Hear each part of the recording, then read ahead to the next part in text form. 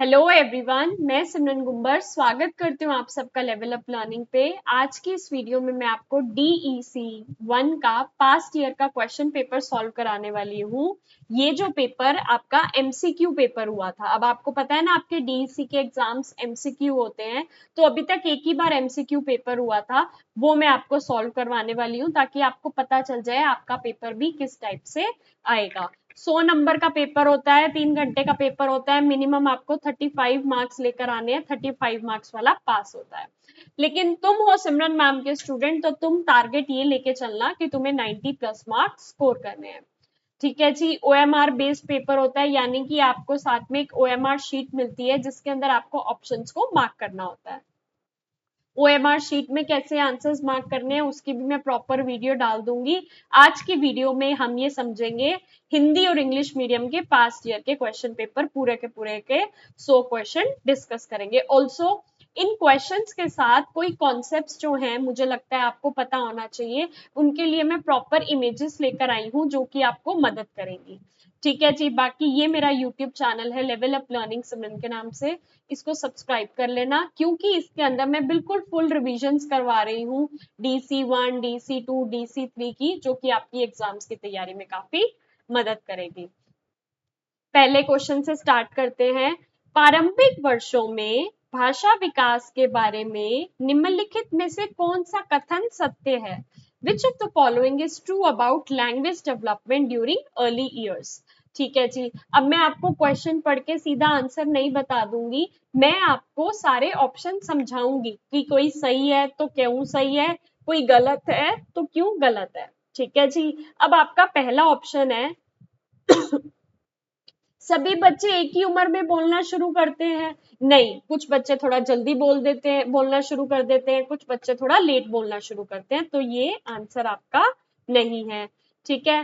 पहले शब्दों को बोल पाने के बाद बच्चे का शब्द भंडार तेजी से बढ़ता है। जी हाँ, ये आपका बिल्कुल करेक्ट आंसर है।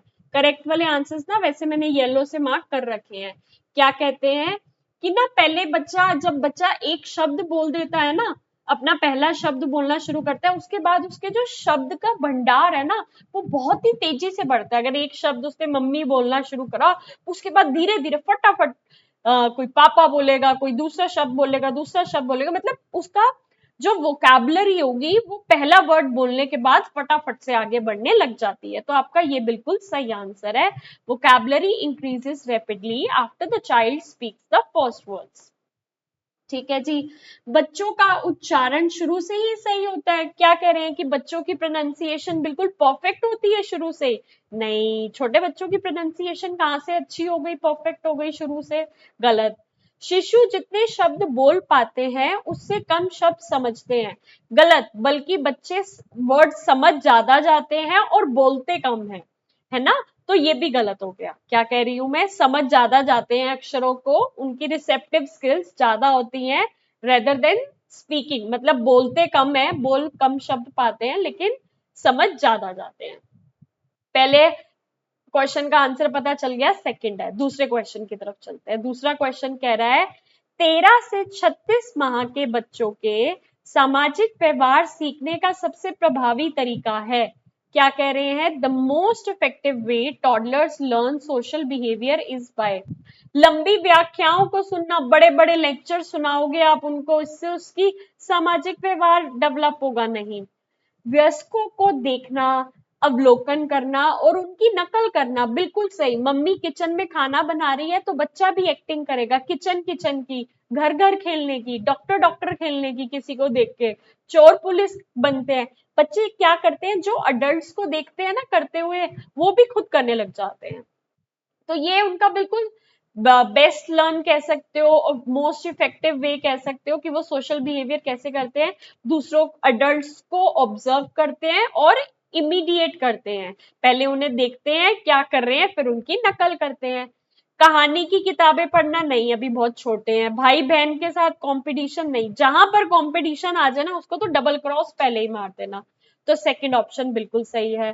तीसरा क्या कह रहा है? बच्चों के खेल के दौरान वयस्क भागीदारी महत्वपूर्ण है क्योंकि adult participation is important during children's play because ठीक है। अब बच्चों का खेल है, उसमें बड़ों की भागीदारी क्यों इंपॉर्टेंट है? यह बातचीत और मार्गदर्शन के माध्यम से सीखने का मौका देती है। बिल्कुल सही। अब बच्चों के साथ बड़े भी खेल रहे हैं तो आप बड़ों से बातचीत करोगे, बड़े आपको कुछ अच्छी चीजों के लिए आपका मार्गदर्शन करेंगे, आपको चीजें सिखाएंगे, बताएंगे, तो बेटर लर्निंग होगी आपको। तो ये आपका बिल्कुल सही है। It provides learning through interaction and guidance. जब आप बड़े के साथ इंटरैक्ट करोगे, वो आपका मार्गदर्शन करेंगे, तो आपकी लर्निंग बेटर होगी। ठीक है। बाकी ऑप्शंस कह रहे हैं बच्चे की स्वतंत्रता और रचनात्मकता को प्रतिबंधित करती है। ठीक है, तो ये प्रतिबंधित करती है तो फिर इंपॉर्टेंट कहां से हुआ? ये तो नेगेटिव एस्पेक्ट हो गया ना। ये भी नहीं है। खेल में प्रतिस्पर्धी को बढ़ाती है, it makes the play competitive. नहीं यार, तुमने क्या बड़े लोगों के साथ वो रेस थोड़ी लगानी है कि अंकल रेस जीते हैं या मैं जीतती हूँ रेस, ऐसा नहीं करना। बच्चे को डिस्ट्रैक्ट करती है? नहीं। और अगर करती है तो फिर ये बेनिफिशियल थोड़ी हुई। इन्होंने तो इम्पोर्टेंट पूछा है ना, क्यों जरूरी है, क्यों क्यों महत्वपूर्ण है। महत्वपूर्ण तो बेनिफिट बताएगी। बेनिफिट यही है कि उनसे बातचीत और मार्गदर्शन से सीखने का मौका मिलता है। अब मैं जिस हिसाब से आपको क्वेश्चन समझा रही हूँ, मेरी आपसे सच्चे दिल से रिक्वेस्ट है, चाहे कोई और वीडियो देख रहे हो या नहीं, लेकिन इस वीडियो को शुरू से लेके आखिर तक कम से कम 2 बार देख के जाना, और जो जो बातें मैं बोल रही हूँ उसको अपने दिमाग में फिट कर लेना, क्योंकि इसी टाइप के, इसी पैटर्न के क्वेश्चंस होंगे। थोड़ी बहुत बातें चेंज होंगी, थोड़े बहुत तरीके चेंज होंगे, लेकिन पैटर्न आपको पता होगा कि इस टाइप के क्वेश्चंस पूछे जाते हैं, किस टाइप से आपको उन्हें टैकल करना है, तो देखना आप बहुत अच्छे मार्क्स स्कोर कर पाओगे। पिछली बार पहली बार एमसीक्यू पेपर हुआ था, और उसी में अगर मैं दिखाऊं तो हमारे एक बच्चे के अभी पूरा रिजल्ट भी नहीं आया था। पेपरों में 95, 95 और 93 आए थे एमसीक्यू पेपर में ही। लेकिन इस बार का मेरा टारगेट है कि मेरे बच्चे 98, 99 और 100 मार्क्स लेकर आए। चौथे क्वेश्चन की तरफ पढ़ते हैं। क्रियात्मक विकास की परिभाषा है मोटर डेवलपमेंट। मोटर डेवलपमेंट क्या होता है? बेसिकली शारीरिक गतिविधियों पर हमारा जो नियंत्रण होता है, उसका विकास होता है। क्या आपको ऑप्शंस में कहीं दिख रहा है? बिल्कुल सही, थर्ड ऑप्शन दिख रहा है, शारीरिक गतिविधियों पर नियंत्रण का विकास, development of control over body movements. हमारी जो बॉडी मूवमेंट्स होती है उस पे कंट्रोल जो होता है वो कैसे डेवलप हो रहा है, वो हमारे क्रियात्मक विकास के अंदर आता है। तो थर्ड ऑप्शन बिल्कुल सही है। Growth in height and weight, वो तो ग्रोथ होती है। भावनात्मक व्यवहार में परिवर्तन, तो वो इमोशनल डेवलपमेंट होती है। ठीक है, ये ग्रोथ होती है, ये भावनात्मक विकास होता है, दूसरों के साथ संबंध बनाने की क्षमता, बेसिकली आप ये कह सकते हो सोशल डेवलपमेंट हो गई। तो आपका क्रियात्मक विकास, क्रियात्मक विकास किस में आ जाएगा? शारीरिक गतिविधियों पर नियंत्रण का विकास। आगे चलते हैं। संज्ञान से तात्पर्य है, कॉग्निशन रेफर्स टू। संज्ञान मैंने आपको बहुत सी हमारी पीछे जो रिविजनरी क्लासेस हैं उसमें भी बताया है। क्या संज्ञान? बेसिकली हमारी मानसिक प्रतिक्रियाओं से, मानसिक क्षमता से, मेंटल एबिलिटीज से कनेक्टेड है। हम कैसे सोचते हैं, कैसे डिसीजंस लेते हैं। जहां आपको संज्ञान शब्द दिखा, सीधे सीधे मानसिक प्रक्रियाओं को टिक करके आगे बढ़ जाना है, मेंटल प्रोसेसेस। ठीक है जी, आगे चलते हैं। शारीरिक वृद्धि दिमाग से रिलेटेड थोड़ी है। सामाजिक विकास, भावनात्मक प्रतिक्रियाएं नहीं। संज्ञान इज बेसिकली रिलेटेड टू मानसिक प्रतिक्रियाएं। ठीक है, आगे बढ़ते हैं।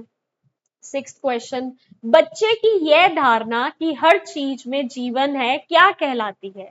The child's believe that everything has life. अब ये क्या है? हमारी जो कॉग्निटिव डेवलपमेंट की थ्योरी थी, है ना, उसके अंदर ये कॉन्सेप्ट दिया गया है, किस चीज का कॉन्सेप्ट दिया गया है? एनिमिज्म, जीवत्वारोपण। जीन पियाजे जी की जो कॉग्निटिव डेवलपमेंट की थ्योरी थी ना, उसमें इन्होंने बताया है जीवत्वारोपण, एनिमिज्म वो होता है जब बच्चों को लगता है हर चीज के अंदर जान है। अगर उसका टेडी बियर है तो उसके अंदर भी फीलिंग्स है, आप उसको मारोगे तो टेडी बियर रोने लग जाएगा, चेयर को मारोगे तो चेयर भी रोने लग जाएगी। बच्चों को ये लगता है हर चीज में जीवन है। जीन पियाजे जी ने दी है ये थ्योरी का कॉन्सेप्ट, और इसको हम कहते हैं जीवत्वारोपण, एनिमिज्म। ठीक है जी, आगे चलते हैं। निम्नलिखित में से अगर जैसे आपको ये क्वेश्चन आया ना, ये क्वेश्चन ना जीन पियाजे जी की ना एक थ्योरी है जो कि बहुत ही इंपॉर्टेंट है, जिससे आपसे क्वेश्चंस पूछ लिए जाते हैं। तो मैं आपको ना थोड़ी सी समझा देती हूँ। जीन पियाजे का संज्ञानात्मक विकास, Piaget's cognitive development theory, 4 parts में डिवाइडेड है, मतलब 4 स्टेजेस में। पहली स्टेज क्या है? पहली स्टेज है सेंसरी मोटर स्टेज, जिसको हम संवेदी पेशी अवस्था कहते हैं, जो कि पैदा होने से लेके 2 साल तक की होती है। इसमें बच्चा अपने सेंसेस के माध्यम से चीजों को समझता है, अपनी इंद्रियों और गतिविधियों के माध्यम से दुनिया को समझता है, चीजों को टच करता है, स्मेल करता है, सेंस ऑर्गन्स का यूज करता है। ठीक है, और इस स्टेज के एंड होने तक इसको ऑब्जेक्ट परमानेंस अचीव हो जाता है कि कोई टॉय पहले मेरे सामने था, अब मेरी मम्मी ने छुपा दिया है, लेकिन वो मतलब एग्जिस्ट करता है। ये नहीं कि गुम ही हो गया, गायब ही हो गया। कोई चीज अगर सामने नहीं दिख रही, मम्मी ने हटा दी है, लेकिन वो एग्जिस्ट करता है, उसको हम कहते हैं ऑब्जेक्ट परमानेंस, जो कि हमारा इस स्टेज में अचीव होता है। अगली प्री ऑपरेशनल स्टेज, पूर्व संक्रियात्मक अवस्था, ये 2 से 7 साल की होती है। आपके पास क्वेश्चन आ सकता है कि सेंसरी मोटर स्टेज की क्या एज है, प्री ऑपरेशनल स्टेज की क्या एज है, तो ये एजेस याद कर लेना। बच्चे प्रतीकात्मक सोच और कल्पना का उपयोग करते हैं, भाषा का विकास होता है। ठीक है, अब उनके अंदर प्रतीकात्मक सोच क्या होता है, बेसिकली जिसको हम कहते हैं ना सिंबॉलिक, एक उनकी लर्निंग स्टार्ट हो जाती है। पेड़ है तो पेड़ का क्या सिंबल है, बेसिकली सिंबल्स के थ्रू थोड़ी थोड़ी उनकी कल्पना शक्ति का विकास होता है, भाषा का विकास होता है। और इस स्टेज की मेन चीजें पूछी जाए तो एक तो है आत्म केंद्रिता, इगोसेंट्रिज्म। उनको लगता है जो मैं सोच रहा हूं बस वो ही सही है, सामने वाले के व्यू पॉइंट को वो नहीं समझ पाते। संरक्षण का अभाव, lack of conservation. Lack of conservation क्या है कि 2 गिलास में पानी है, उसमें से हमने 1 गिलास का पानी चौड़े वाले बाउल में डाल दिया, तो पूछा बताओ किसमें पानी ज्यादा है, तो वो बस यही कहेगा लंबे वाले में ज्यादा है। वो ये नहीं देख रहा पानी तो सेम ही है, बस हमने कंटेनर की शेप बदली है, नहीं, वो देखेगा लंबे में ज्यादा है, क्योंकि अभी उसके अंदर कंजर्वेशन का कॉन्सेप्ट नहीं आया। उसके बाद आती है हमारी स्टेज मूर्त संक्रियात्मक अवस्था, कंक्रीट ऑपरेशनल स्टेज, 7 से 11 उम्र तक की, 7 से 11 वर्ष तक की होती है। बच्चे तार्किक सोच विकसित करते हैं, लॉजिकल रीजनिंग आने लगती है, लेकिन मूर्त वस्तुओं पर जो चीजें उनको दिख रही हैं उसके ऊपर वो लॉजिक्स लगाना स्टार्ट कर देते हैं। संरक्षण, कंजर्वेशन अब आ जाती है कि पानी तो सेम ही है, चाहे वो बाउल में डाल दो या लंबे गिलास में डाल दो। अगर 10 ml पानी है तो 10 ml पानी लंबे गिलास में है, 10 ml पानी बाउल में है, तो शेप अलग अलग में है, पानी तो 10 ml ही है ना। और वर्गीकरण भी आ जाता है, क्लासिफिकेशन करनी आ जाती है। ठीक है, जैसे शेप के बेसिस पे क्लासिफाई कर दिया, कलर के बेसिस पे क्लासिफाई कर दिया। उसके बाद लास्ट स्टेज आती है अमूर्त संक्रियात्मक अवस्था, that is formal operational stage, 11 वर्ष से अधिक होती है। किशोर अमूर्त और काल्पनिक सोच विकसित होती है, मतलब हाई लेवल की थिंकिंग इसमें आ जाती है। अमूर्त तर्क, जो चीजें नहीं भी दिख रही, बस दिमाग में उसकी मेंटल रिप्रेजेंटेशन करके भी आप चीजें समझने लगते हो। प्रतिकल कल्पनात्मक चिंतन होता है। अब ये जो सेंसरी मोटर स्टेज है, इसको भी अंदर से डिवाइड करिए हैं 6 सब स्टेजेस में, जो कि ये है। इससे रिलेटेड भी एक आगे क्वेश्चन आएगा, वो मैं आपको वहां पर समझाऊंगी। ठीक है जी, आगे चलते हैं। आगे ये जीवत्वारोपण इसी थ्योरी के अंदर कहीं पर बताया है, कहा कि बच्चों को ये जो प्री ऑपरेशनल स्टेज है ना, इसके अंदर आता है एनिमिज्म, जीवत्वारोपण वाला फेस, कि बच्चों को लगता है सबके अंदर फीलिंग्स हैं। आगे चलते हैं। 7th क्वेश्चन क्या कहता है? 7th क्वेश्चन कहता है निम्नलिखित में से कौन सा स्मृति को मजबूत करने वाली खेल गतिविधियों का उदाहरण नहीं है? Which of the following is not an example of play activity, जो हमारी मेमोरी को स्ट्रांग करेगा। अब आपको क्या करना है, जब क्वेश्चन में नहीं मेंशन होता है ना, तो उसको हाईलाइट कर लिया करो, ताकि आप सही आंसर तक पहुंच पाओ। क्या कह रहे हैं 7th में?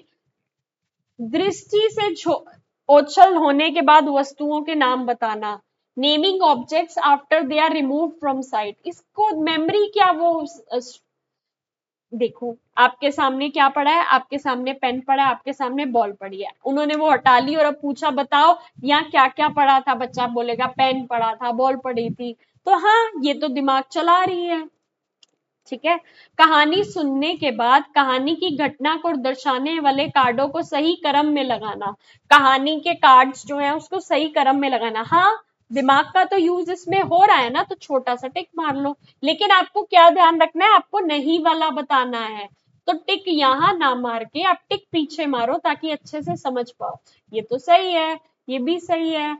किसी परिचित वस्तु के चित्र में उसके लुप्त भाग का चित्र बनाना, missing part of a familiar object.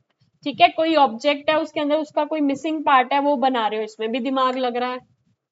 ठीक है, लीडर का अनुसरण, खेल में जो लीडर बच्चा कर रहा है उसे देखते हुए वैसे ही करना। आप एक गेम खेल रहे हो, फॉलो द लीडर, लीडर हाथ उठाता है आप भी हाथ उठा लेते हो, लीडर पैर उठाता है आप भी पैर उठा लेते हो, ये तो आप कॉपी कर रहे हो, इमिटेशन कर रहे हो, नकल कर रहे हो, दिमाग थोड़ी लगा रहे हो। और इन्होंने नहीं पूछा था, नहीं पूछा था, तो ये आपका बिल्कुल करेक्ट आंसर है। आगे चलते हैं 8th क्वेश्चन की तरफ। 8th क्वेश्चन कहता है स्वर वोवल में के समान ध्वनि विशेषकर ऊ जो बच्चा करीब 1 माह की आयु में निकालता है उस ध्वनि को क्या कहते हैं, उस ध्वनि को कहते हैं पूजन, क्वीन। देखो सबसे पहले बच्चा रोता है, पैदा होते ही उसका रोना स्टार्ट हो जाता है, फिर अराउंड 1 मंथ तक उसका कूजन स्टार्ट हो जाता है, क्वीन, उसके बाद उसकी आती है बैबलिंग 4 से 6 महीने तक, जिसको हम कहते हैं बबलाना, बैबलिंग, हकलाना, स्टैमरिंग। ये तो एक तरह की ना जैसे कहते हैं डिसऑर्डर है, मतलब बोलने में दिक्कत है, हकला के बोलता है बच्चा, सही से नहीं बोल पाता, तो ये वो नहीं है। क्राइंग, रोना पैदा होते ही शुरू हो जाता है, कोइंग अप्रोक्स 1 मंथ तक आता है, बबलाना 4 से 6 मंथ्स तक आता है। तो आपसे 1 मंथ का पूछा था, cooing is the correct answer. The main purpose of organizing activity area is to, क्रिया क्षेत्रों को व्यवस्थित करने का मुख्य उद्देश्य क्या है, कमरे को सजाना नहीं, सिर्फ सजाना तो मुख्य उद्देश्य नहीं हो सकता। ठीक है, बच्चों द्वारा अन्वेषण को प्रोत्साहित करना, इनकरेज एक्सप्लोरेशन बाय चिल्ड्रन। जी हाँ, ताकि बच्चों को जब एक्टिविटी एरिया में अलग अलग एक्टिविटी पड़ी हुई दिखेंगी, अलग अलग गेम्स पड़ी हुई दिखेंगी, तो बच्चा वहां जाकर उनसे खेले, उनको एक्सप्लोर करे, तो बस यही हमारा मुख्य उद्देश्य है, बच्चों द्वारा अन्वेषण को प्रोत्साहित करना, इनकरेज एक्सप्लोरेशन बाय चिल्ड्रन। सामग्री का भंडारण करना, स्टोर मटेरियल्स नहीं। दुर्घटनाओं को कम करना, दुर्घटनाओं का इससे क्या लेना देना है, गलत। 10th, चार्ट को वयस्कों की आंखों के स्तर पर क्यों नहीं लटकाया जाना चाहिए। Why should charts not be hung at adult eye level? अब देखो हम चार्ट्स किसके लिए लगा रहे हैं, हम चार्ट्स लगा रहे हैं छोटे बच्चों के लिए। ठीक है, और आप लगा रहे हो बड़ी टीचर के हिसाब से, बड़े अडल्ट के हिसाब से, उसकी आंख के हिसाब से, तो बच्चे को वो चार्ट देखना होगा, उसको तो बिल्कुल अपना सर ऊपर करके देखना पड़ेगा, ऐसा लगेगा आसमान में कुछ देख रहा है, उसकी तो गर्दन ठीक ही दर्द हो जाएगी। तो आपको बच्चे के हिसाब से लगाना है, ना कि बड़े के हिसाब से। तो यहाँ पे इन्होंने पूछा है नहीं, क्यों नहीं लगाना चाहिए, क्यों, क्योंकि बच्चे इन्हें ठीक से नहीं देख पाते, children can not see these properly, क्योंकि आपने उसे इतना ऊपर लगा दिया है तो बच्चा उसको देख ही नहीं पाएगा, है ना। अब ये क्या कह रहे हैं, उनको साफ करना मुश्किल हो जाता है, ये नहीं प्रॉब्लम, टीचर इग्नोर कर देगी, वेंटिलेशन ब्लॉक करेगा, नहीं, दिक्कत ये है कि बच्चे उन्हें ठीक से देख नहीं पाएंगे, बच्चे ही नहीं देख पाए तो फिर चार्ट लगाने का फायदा क्या होगा।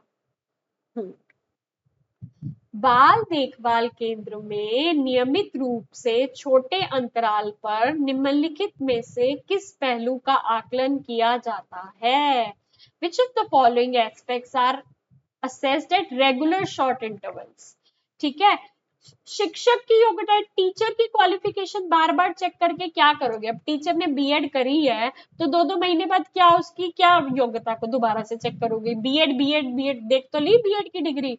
सैलरी ऑफ वर्कर, मतलब वेतन से आपका क्या बार बार उसको असेस करके होगा। देखभाल करता बच्चों का अनुपात, वो तो क्लास में जितने एडमिशन हुए हैं, अगर आपकी क्लास में 15 बच्चों पे एक टीचर है तो वो वही तो रहेगी ना, उसको बार बार असेस क्या करना। बच्चों की प्रगति, चाइल्ड्स प्रोग्रेस, हाँ कि बच्चा कितना प्रोग्रेस कर रहा है, उसकी कितनी तरक्की हो रही है, कितनी एबिलिटी सीख रहा है, ये हम शॉर्ट शॉर्ट इंटरवल पे जरूर देखेंगे। निजी भाषा का उपयोग बच्चे को मदद करता है। The use of private speech, सबसे पहले आपको ये पता होना चाहिए, निजी भाषा का कॉन्सेप्ट दिया है ली वाइगोत्स्की जी ने। ली वाइगोत्स्की जी ने प्राइवेट स्पीच का कॉन्सेप्ट दिया है, जिसमें वो कहते हैं कि हम अपने आप को गाइड करते हैं, रेगुलेट करते हैं। अगर आपने, मैंने ये जो हमारे YouTube channel level up learning पे ये फुल रिवीजन पार्ट 1 2 3 4 डाले हैं, अगर आप ये प्लेलिस्ट सेक्शन में जाओगे तो मैंने प्रॉपर एक प्लेलिस्ट बनाई है। ये देखो, जून 2026 एग्जाम प्रिपरेशन, आप इसे खोलोगे तो इसके अंदर मैंने आपके पूरे सिलेबस की जो यहाँ वीडियोस डाली हैं, इसके अंदर आपको ये कॉन्सेप्ट्स देखने को मिलेंगे जो मैं यहाँ पर आपको आज दोबारा बता रही हूँ। तो उन वीडियोस को आप जरूर देख लेना। बैक टू द क्वेश्चन, ये आ गया। तो निजी भाषा क्या होता है, बेसिकली प्राइवेट स्पीच, हम अपने आप को गाइड करते हैं, रेगुलेट करते हैं। मैं बाहर निकली, बारिश आ गई, मैं अपने आप को कह रही हूँ काश मैं छाता लेके निकलती ना तो मैं बारिश में गीली नहीं होती। अब मैं अपने आप को गाइड कर रही हूँ, अपने एक्शंस को रेगुलेट कर रही हूँ, इसको कहते हैं प्राइवेट स्पीच। स्वयं को कार्य का मार्गदर्शन और नियंत्रण करने में अपने आप का ही मार्गदर्शन कर रहे हो आप, ठीक है। कम्युनिकेट विद अडल्ट्स, ये तो सोशल डेवलपमेंट का पार्ट हो गया। वयस्कों से बातचीत करना, communicate with other children, social development का पार्ट है। Learn new words, vocabulary increase होगी, शब्दावली इंक्रीज होगी। निजी भाषा का उपयोग बच्चे स्वयं के कार्यों का मार्गदर्शन और नियंत्रण करने के लिए करते हैं।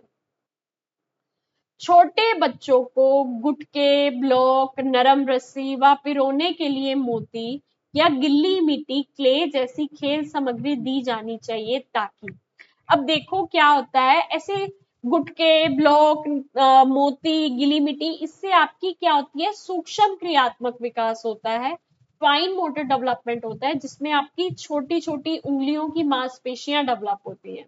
दो टाइप की डेवलपमेंट मैंने आपको बताई थी, एक होती है ग्रोस मोटर डेवलपमेंट, जिसको हम हिंदी में स्थूल क्रियात्मक विकास कहते हैं, जिसके अंदर बड़ी मांसपेशियां डेवलप होती हैं, दौड़ने से, किसी चीज को चलने से, साइकिल चलाने से, या ऐसी कोई चीज करने से, पेड़ पे चढ़ने से, बड़ी मांसपेशियां। छोटी मांसपेशियां, मोती पिरोना, गिल्ली मिट्टी से खेलना, ब्लॉक गुटके से खेलना, इससे छोटी मांसपेशियां डेवलप होती हैं, जिसको हम कहते हैं सूक्ष्म क्रियात्मक विकास। बच्चों को सूक्ष्म क्रियात्मक नियंत्रण व कल्पनाशीलता मजबूत हो, इससे क्या होता है, बच्चों की सूक्ष्म क्रियात्मक नियंत्रण और कल्पनाशीलता मजबूत होती है, इमेजिनेशन स्ट्रांग होती है। क्ले दे दी, अब वो क्ले से घर बना रहा है, कोई ट्री बना रहा है, कोई पहाड़ बना रहा है, इमेजिनेशन डेवलप होगी ना। और फाइन मोटर कंट्रोल, कि कैसे उंगलियों का यूज करके वो कर रहा है। 14, the most appropriate activity to develop and strengthen eye hand coordination is, आंख हाथ समन्वय को विकसित और मजबूत करने के लिए सबसे उपयुक्त गतिविधि है चित्र में रंग भरना, पेंटिंग। पेंटिंग में क्या है, running a race, climbing stairs. Running a race and climbing stairs basically physical development का पार्ट है। गीत गाना आप कह सकते हो लैंग्वेज डेवलपमेंट का पार्ट है। लेकिन ये जो पेंटिंग है, पेंटिंग में क्या है, चित्र में रंग भर रहे हो, तो आप हाथ से रंग भर रहे हो, ठीक है। आंखों से आपको पता है कि अगर पहाड़ों में ब्राउन कलर भरना है तो आप वो ब्राउन कलर भरोगे, है ना। तो ऐसे आपका आंख, आई और हैंड का कोऑर्डिनेशन पेंटिंग करने से डेवलप होगा, ठीक है। लिंग भूमिकाएं संबंधी रूढ़िवादिता सेक्स रोल स्टीरियोटाइप का उदाहरण है क्या। An example of sex role stereotype is, लड़का है तो जीन्स शर्ट पहनेगा, बाहर के काम करेगा, लड़की है तो घर का काम करेगी, फ्रॉक पहनेगी। ये है ना, ये जो हमें जस्टिफाई कर देती है कि लड़की का काम बस ये है, लड़के का काम बस ये है, इसको हम सेक्स के बेसिस पे स्टीरियोटाइप करने को कहते हैं ना, कि ये लड़की है तो ये करेगी, ये लड़का है तो ये करेगा।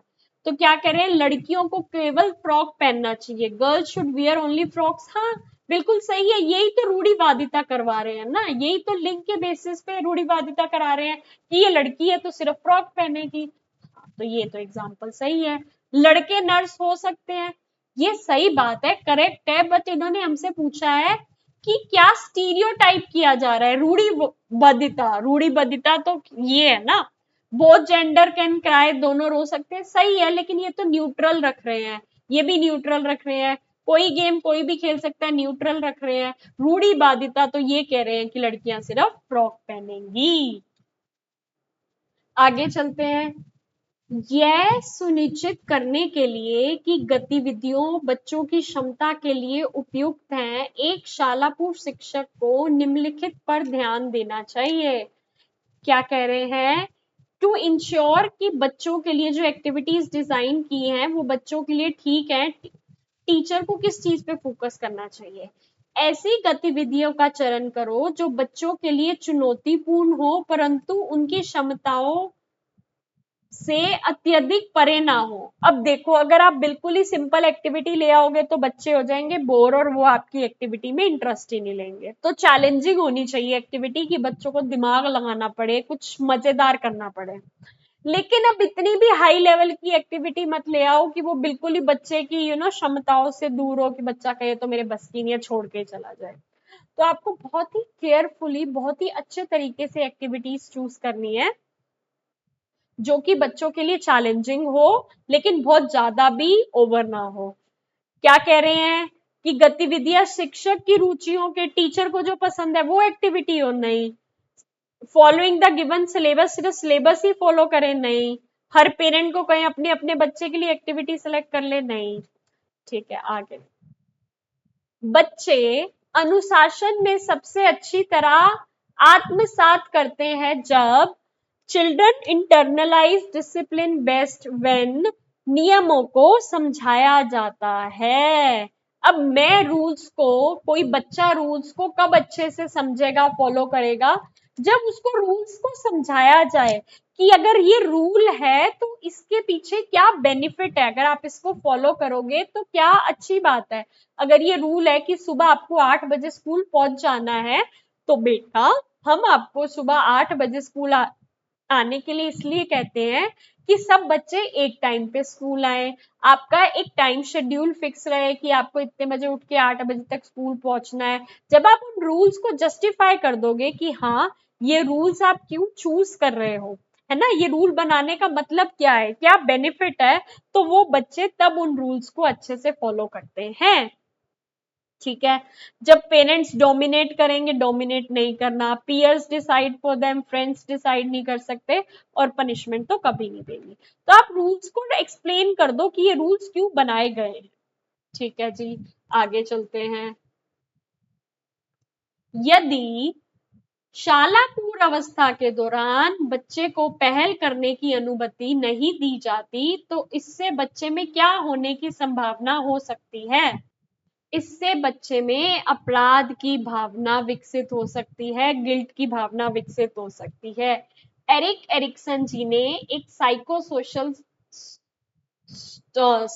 थ्योरी में एक स्टेज दी थी, इनिशिएटिव वर्सेस गिल्ट, पहल बनाम अपराध बोध, जिसके अंदर अगर आप बच्चे को कोई चीज करने नहीं देते, इनिशिएटिव नहीं लेने देते, देखो अगर आप बच्चे को इनिशिएटिव नहीं लेने दोगे तो उसके अंदर गिल्ट पैदा हो जाएगा, अगर आप बच्चे को पहल नहीं करने दोगे तो उसके अंदर अपराध की भावना विकसित हो जाएगी।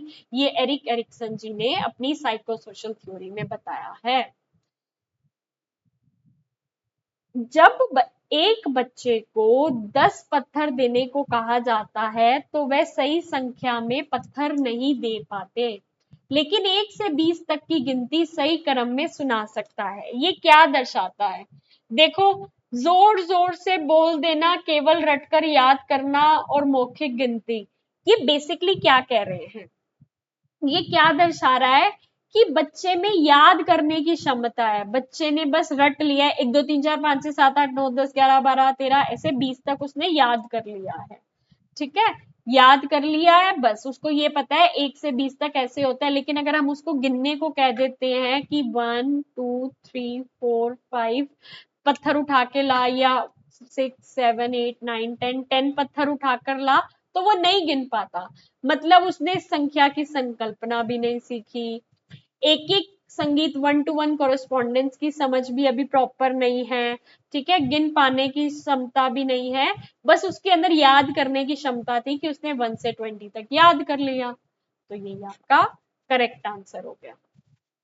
20, जब कोई शाला पूर्व बच्ची बोलते समय व्याकरण संबंधी गलतियां करती है तो देखभाल कर्ता को क्या करना चाहिए? बच्ची को शर्मिंदा करे और या उसका उपहास करे? शर्मिंदा नहीं करना बच्चे को, बच्ची को उसकी गलती तुरंत बताएं और उसे सही वाक्य दोहराने को कहें? नहीं, बच्ची की गलती सीधे ना बताएं, उसका कथन सही ढंग से दोहराए, पर उसे दोहराने को ना कहें। जैसे कि आपको ना क्या कहते हैं, एक नेचुरल तरीके से उसकी मॉडलिंग करनी है। नेचुरल तरीके से बच्चे ने बोल दिया, जैसे I wanted to park, I went to park होना चाहिए था ना, उसने बोला आई वेंटेड टू पार्क, तो आप क्या बोलोगे? Oh you went to park, ताकि बच्चे को पता चल जाए वेंटेड नहीं वेंट था, ठीक है। सीधे गलती ना बता के आपने सही कथन को बोल दिया ताकि वो भी समझ जाए कि करेक्ट क्या था। नॉट डायरेक्टली पॉइंटिंग आउट, जब आप डायरेक्टली बच्चे को पॉइंट आउट कर देते हो ना, तो बच्चे को कई बार शर्मिंदगी महसूस होती है दूसरों के सामने। आगे चलते हैं, आगे का क्वेश्चन क्या कहता है?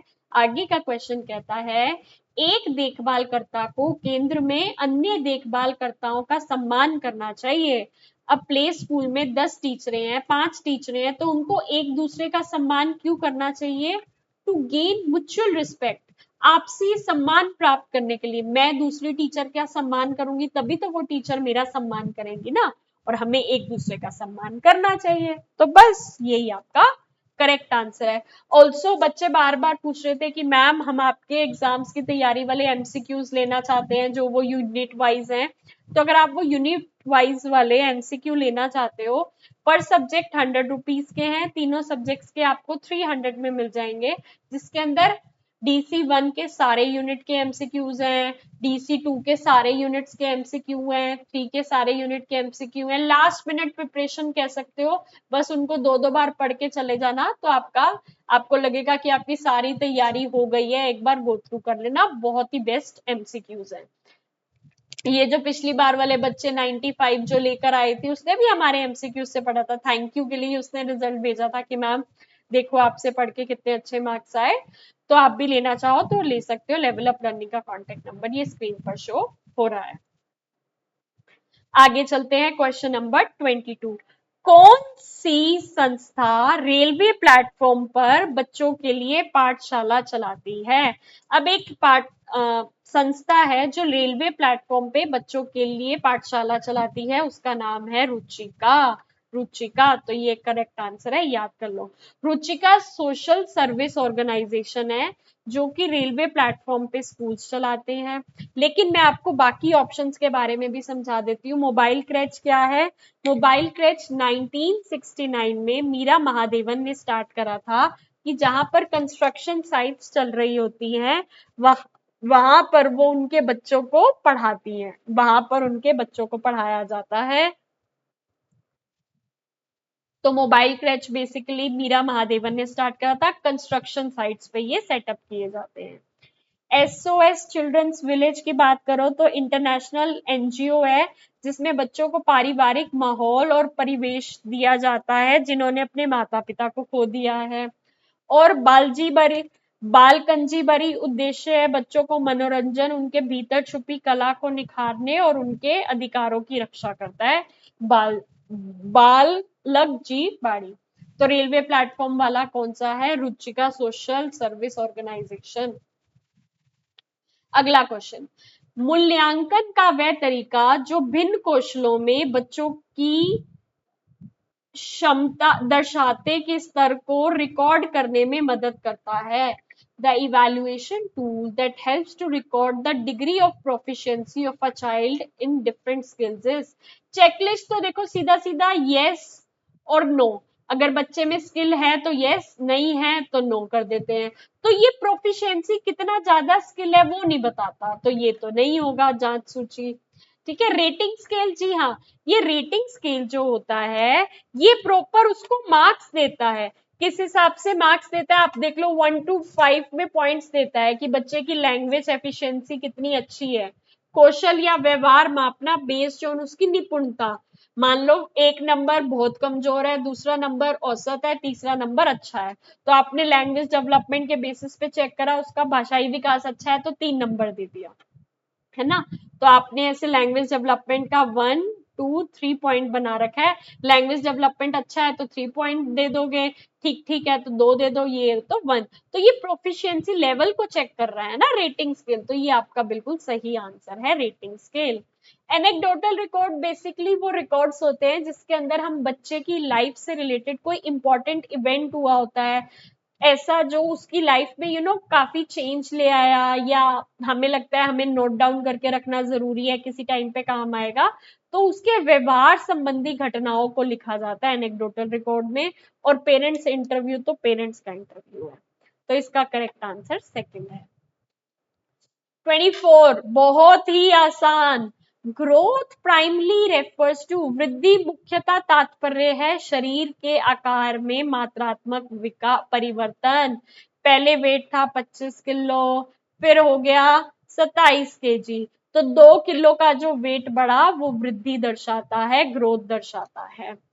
Qualitative changes in thought and behaviour, ये डेवलपमेंट का पार्ट है, ये विकास का पार्ट है। गुणात्मक परिवर्तन विकास होता है, मात्रात्मक परिवर्तन शरीर के आकारों में वृद्धि होती है।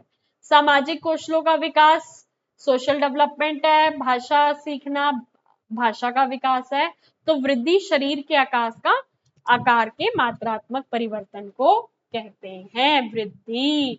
वृद्धि, changes in body size, growth, development, qualitative changes, है ना। याद रखना बहुत इंपॉर्टेंट पॉइंट है। आगे चलते हैं। बच्चा पहले कंधे की मांसपेशियों और बाद में उंगलियों की मांसपेशियों का उपयोग करके क्रियाएं कर पाता है, ये दर्शाता है।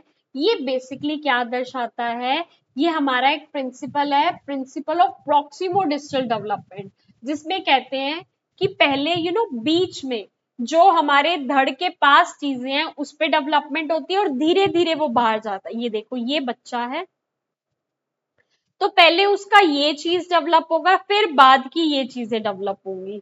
तो इसको हम कहते हैं मध्य से बाहर की ओर विकास का सिद्धांत, principle of centre to periphery development. इसका दूसरा नाम क्या है, प्रॉक्सिमोडिस्टल डेवलपमेंट। प्रॉक्सिमोडिस्टल, पहले धड़ के जो पास है चीजें, है ना, जैसे आप कह सकते हो बैक हो गई, शोल्डर हो गई, सेंटर के पास है ना, पहले उसका डेवलपमेंट होगा, फिर सेंटर से जो चीजें दूर हैं, सेंटर से जो चीजें दूर हैं, मध्य से जो चीजें दूर हैं, फिर उनका विकास होगा। इसको हम कहते हैं principle of centre to periphery development, मध्य से बाहर की ओर विकास का सिद्धांत। इसको प्रिंसिपल ऑफ प्रॉक्सिमोडिस्टल डेवलपमेंट भी कहते हैं। एक दूसरा सिद्धांत होता है principle of head to toe development. Principle of head to toe development, इसको सीफेलोकॉर्डल डेवलपमेंट कहते हैं। इसमें कहते हैं हेड से, मतलब पहले यहाँ कंट्रोल आएगा, सर सीधा कर पाएगा, फिर ऐसे सीधा बैठ पाता है, और फिर पैरों पे कंट्रोल आता है और चल पाता है। तो हेड टू टो डेवलपमेंट का मतलब है कि पहले सर पे कंट्रोल आया, फिर यहाँ पे आया और फिर पैरों पे आया। लेकिन हमसे पूछा है कि पहले शोल्डर्स पे आया और फिर मसल्स में आया, तो ये पहले सेंटर वाले का बता रहा है और फिर बाहर का बता रहा है। सेंटर से बाहर का हो गया मध्य से बाहर की ओर का विकास। आगे चलते हैं। आगे वाला क्वेश्चन याद करने वाला है। संयुक्त राष्ट्र यूएन द्वारा बच्चों के अधिकारों की औपचारिक रूप से घोषणा किस वर्ष में की गई थी?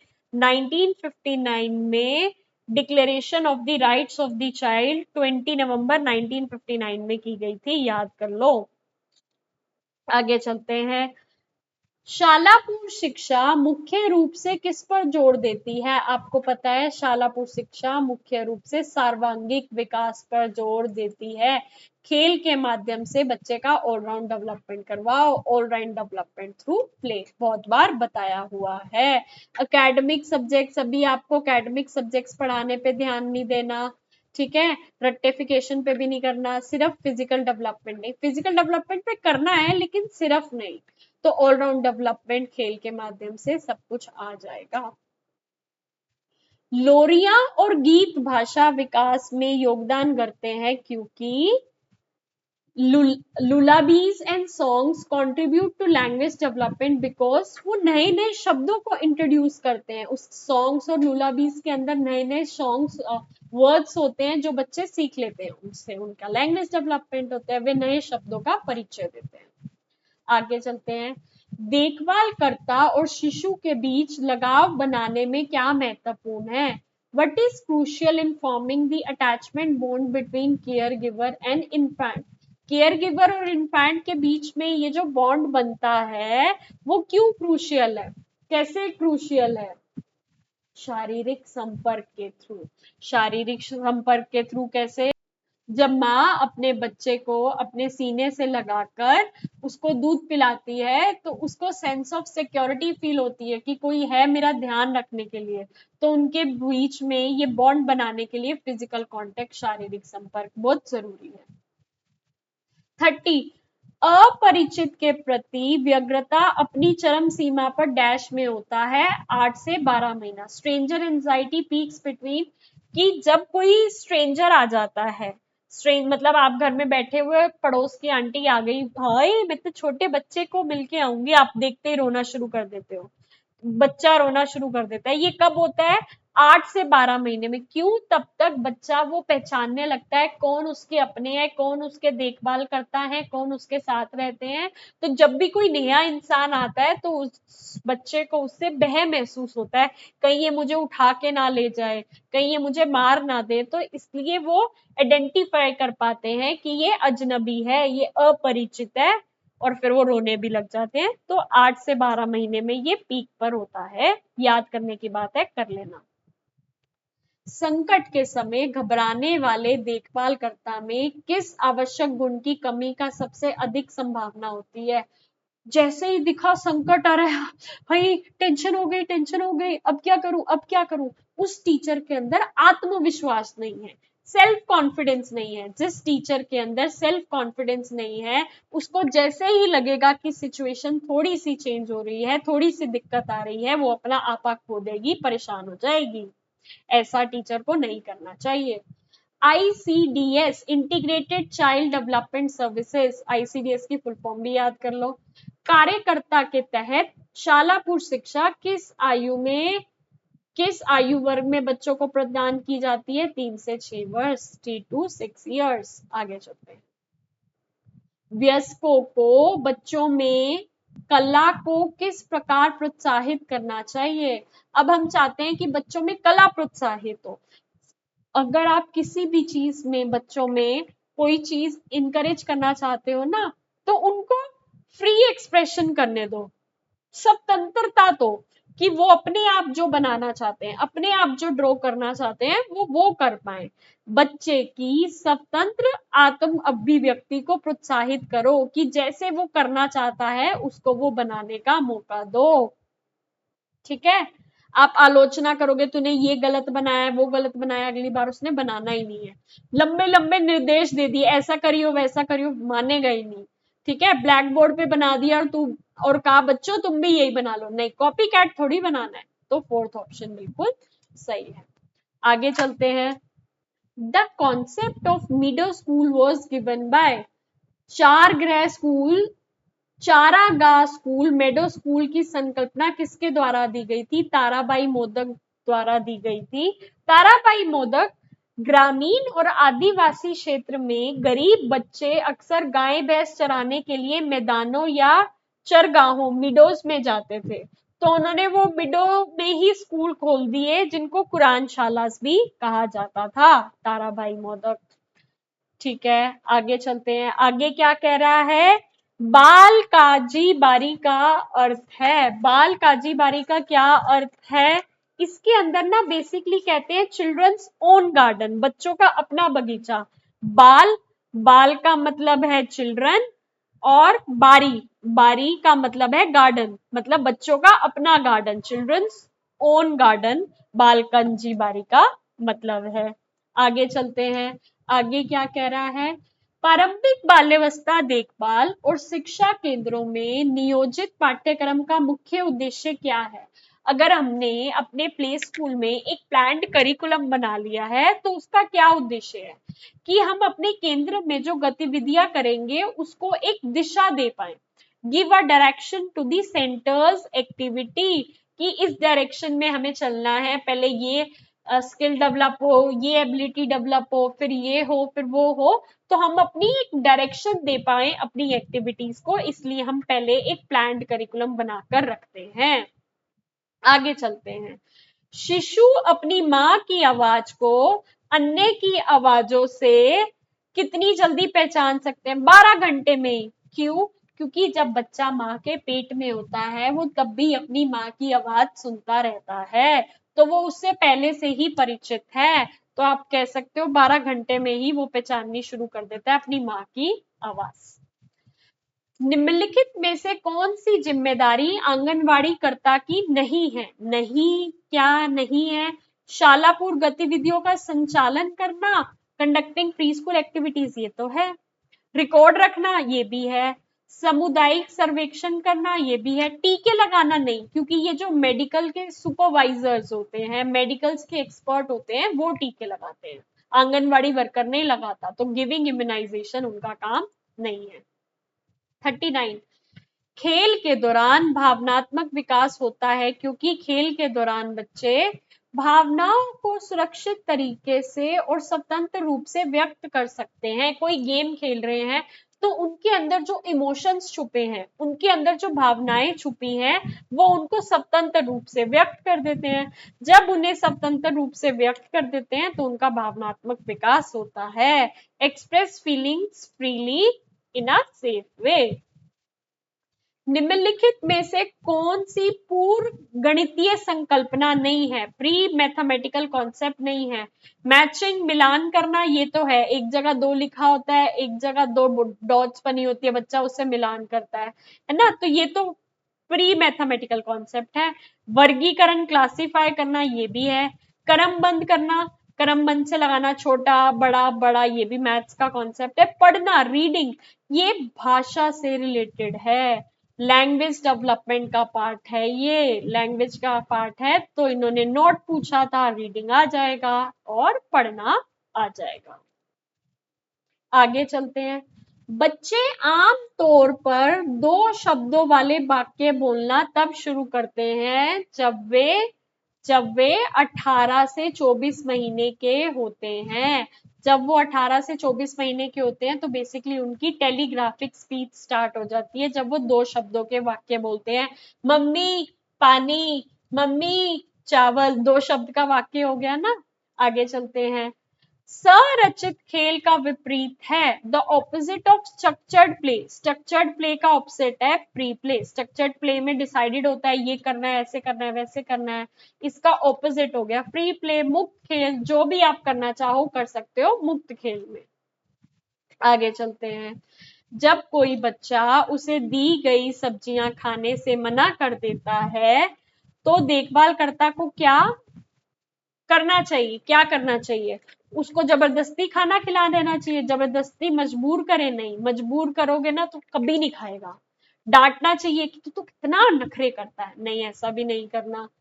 अगली बार सब्जियों को एक अलग रूप में दे, हाँ सब्जियों को मैश कर दो, परांठे के अंदर डाल दो, कोई शेप बना के दे दो अच्छी सी, circle, star, smiley. Offer vegetables in a different form, जो कि बच्चों को अट्रैक्टिव लगे, अच्छी लगे और वो मजे से खा लें। ठीक है, मजबूर नहीं करना बच्चों को, उसको डांटना नहीं है, और उसको देना ही बंद कर दोगे सब्जियां तो उसका पौष्टिक आहार नहीं हो पाएगा, डिफरेंट तरीके में। तो आगे चलते हैं, आगे कह रहा है संवेदी क्रियात्मक अवधि की छठी उप अवस्था किस आयु सीमा के दौरान होती है? द 6th सब stage of sensory motor period. मैंने आपको बताया था ना, ये सेंसरी मोटर पीरियड की 6 स्टेजेस हैं। ये देखो, पहली है स्टेज ऑफ रिफ्लेक्स एक्टिविटी, सहज क्रियाओं की अवस्था पैदा होने से 1 महीने तक की होती है। इसके अंदर बच्चा चूसना, पकड़ना जैसी क्रियाओं का अभ्यास करता है। फिर आती है प्राइमरी सर्कुलर रिएक्शन, प्रारंभिक वृत्तीय प्रतिक्रियाओं की अवस्था 1 से 4 महीने तक।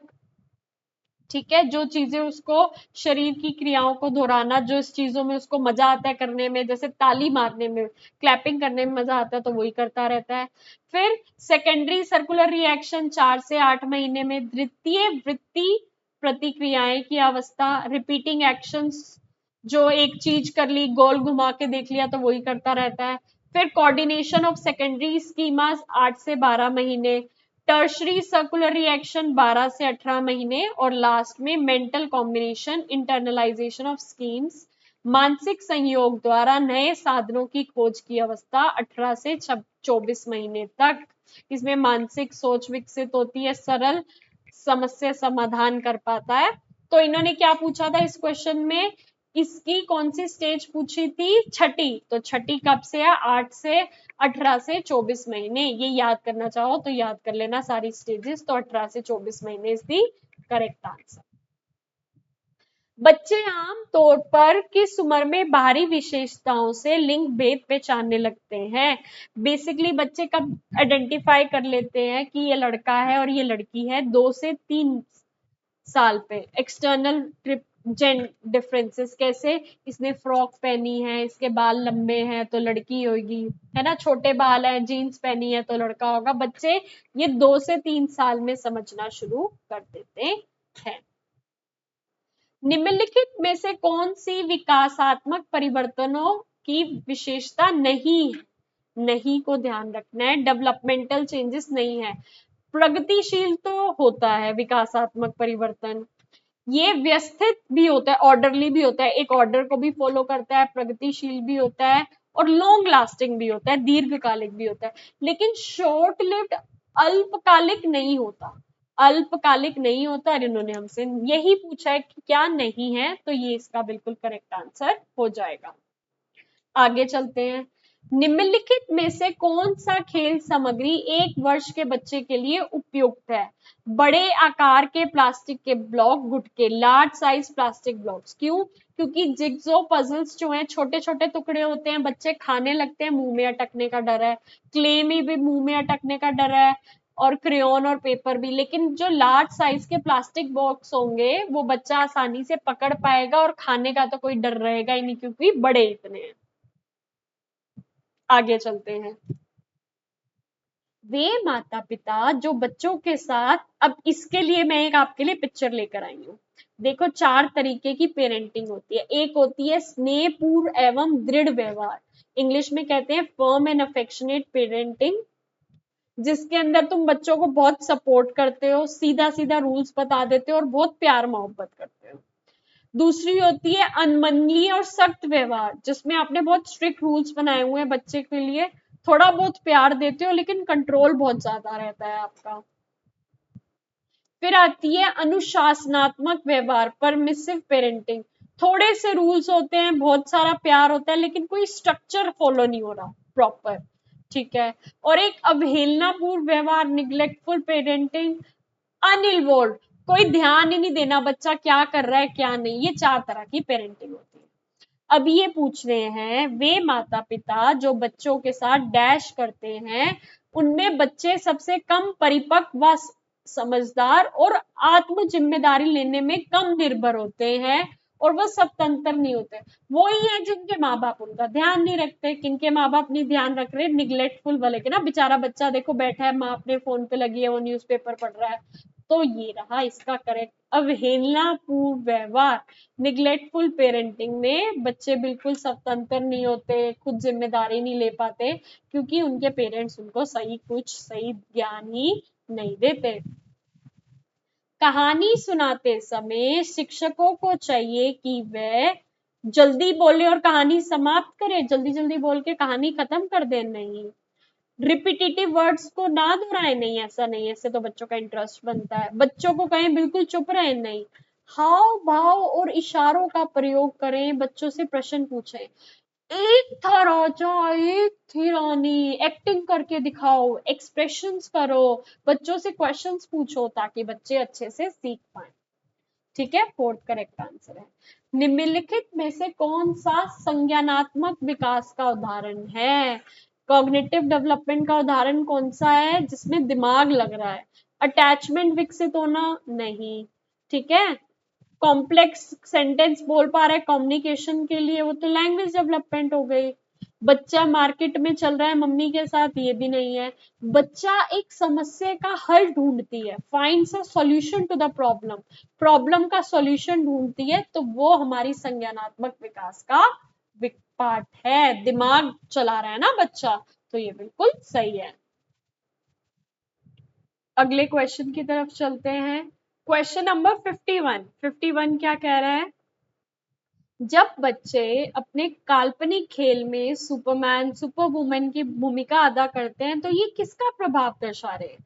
ये मीडिया, टीवी चैनल का अभाव दर्शा रहे हैं, क्योंकि टीवी पे ये देखते हैं ना सुपरमैन सुपर वुमन, तो बस वही भूमिका निभाने लग गए। तो ये किसका प्रभाव है? मीडिया का। आयु का नहीं है, सोशल क्लास का नहीं है, जेंडर का नहीं है, मीडिया का है। आगे, मुक्त खेल गतिविधि का एक उदाहरण है क्या? मुक्त खेल, फ्री प्ले, बच्चे शिक्षिका द्वारा बताए गए विषय पर शिक्षिका के मार्गदर्शन में चर्चा।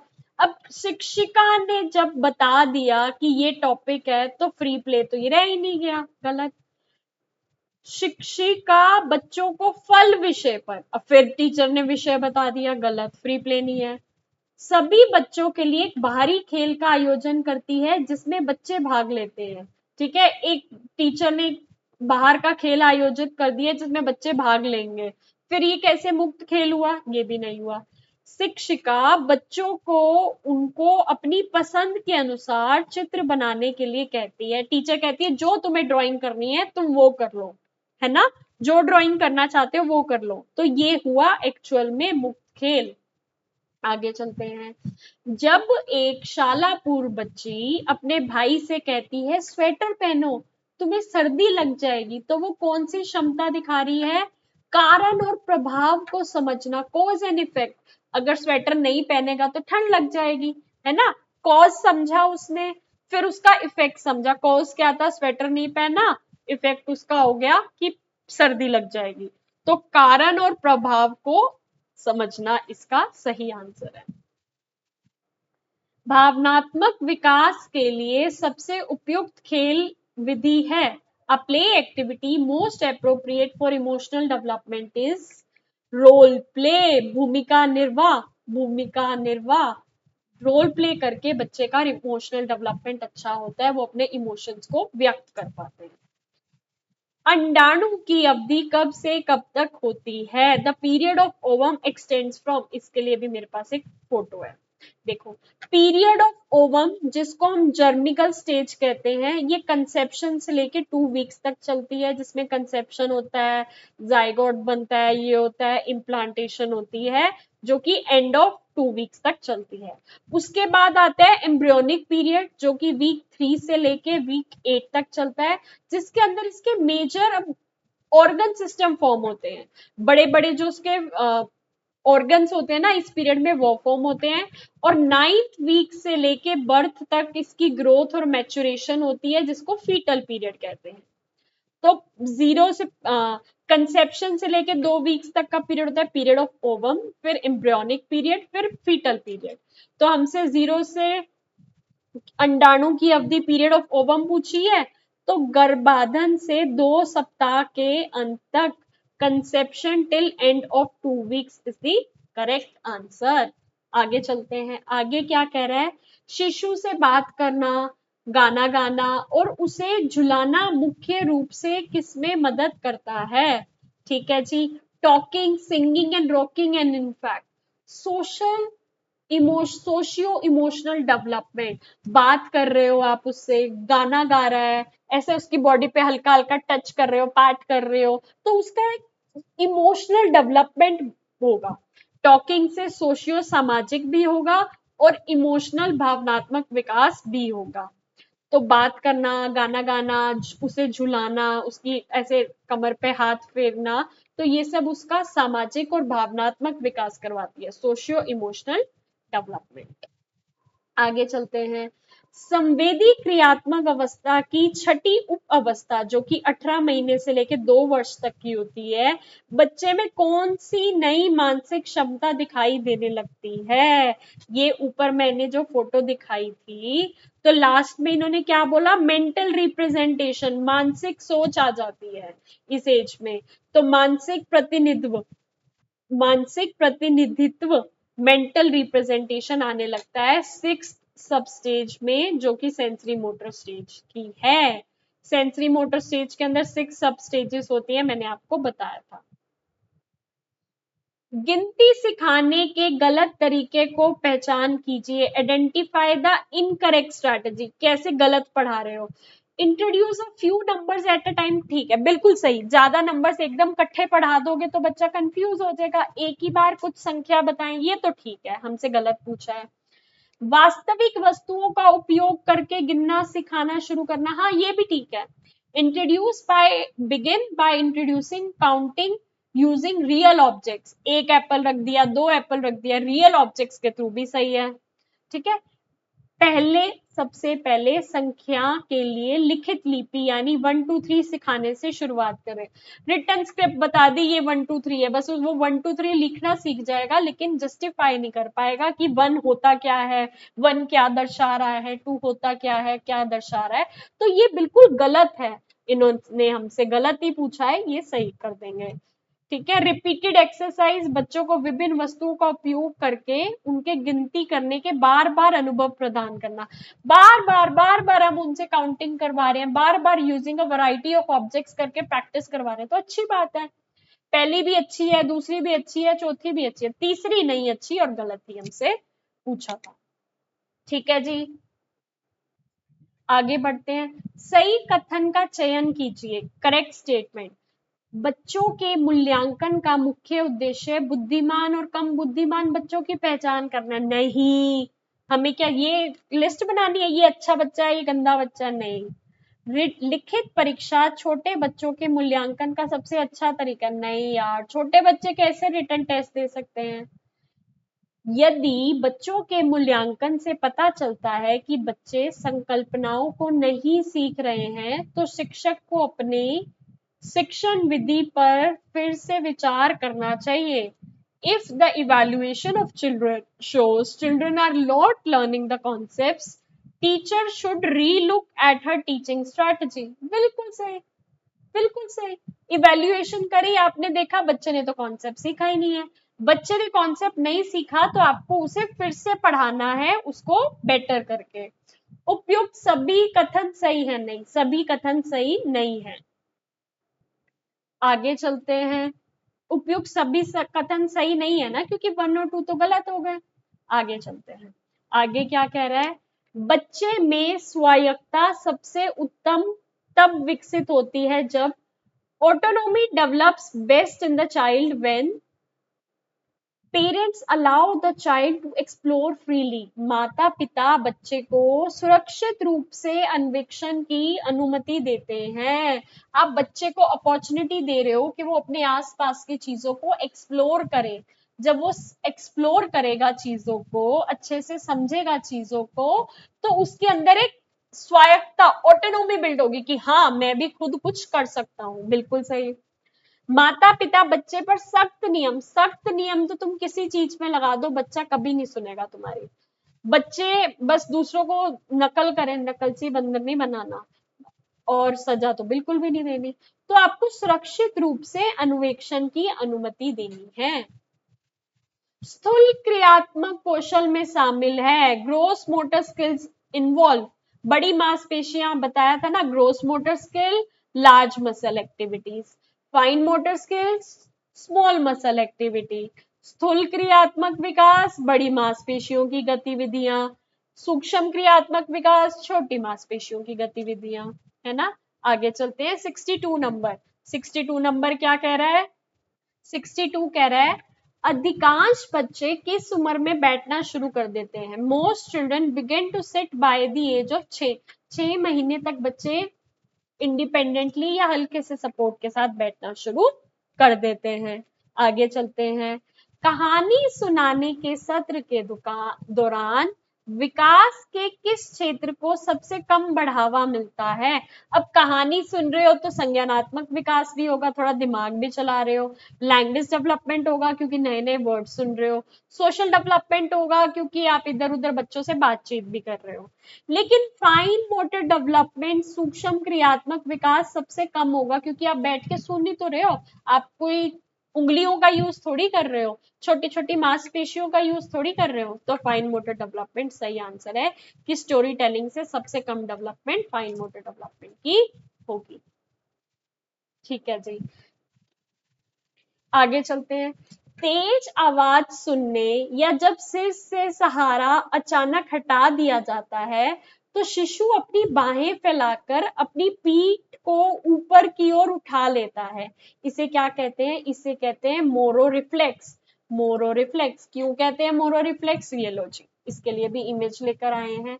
देखो ये रिफ्लेक्सेस होते हैं जो नवजात शिशुओं की सहज क्रियाएं हैं। पहला मोरो रिफ्लेक्स, इसको स्टार्टल रिफ्लेक्स भी कह देते हैं। चौंकने की क्रिया, जैसे ही बहुत तेज का शोर आ रहा है, आवाज आ रहा है या सहारा हटा दिया है तो एकदम से अपने हाथ बाहर निकाल देगा, ठीक है, ऐसे बाएं फैलाएगा, पीठ मोड़ेगा, फिर बाएं वापर खींच के रोने लग जाएगा। इसको कहते हैं मोरो रिफ्लेक्स। एक होता है रूटी रिफ्लेक्स। रूटी रिफ्लेक्स खोजने की क्रिया, ठीक है जी।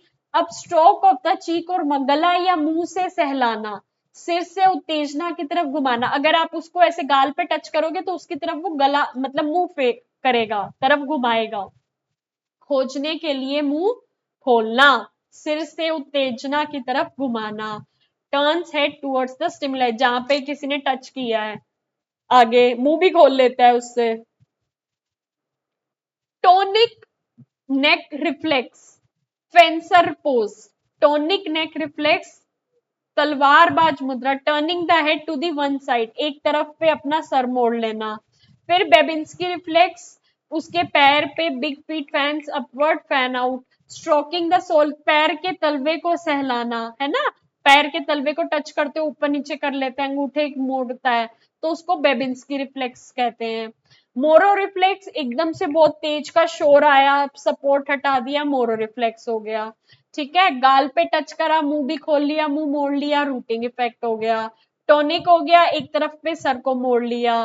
बेबिन्स की पैर पे गुदगुदी हो गई। लो जी, सारे के सारे ये चारों के चारों समझा दिए, तो लाउड साउंड वाला मोरो रिफ्लेक्स हो गया। बाहरी खेल विशेष रूप से किसके लिए अच्छा है? Outdoor play is particularly good for large muscle development, क्योंकि बड़ी बड़ी मांसपेशियों का यूज होता है।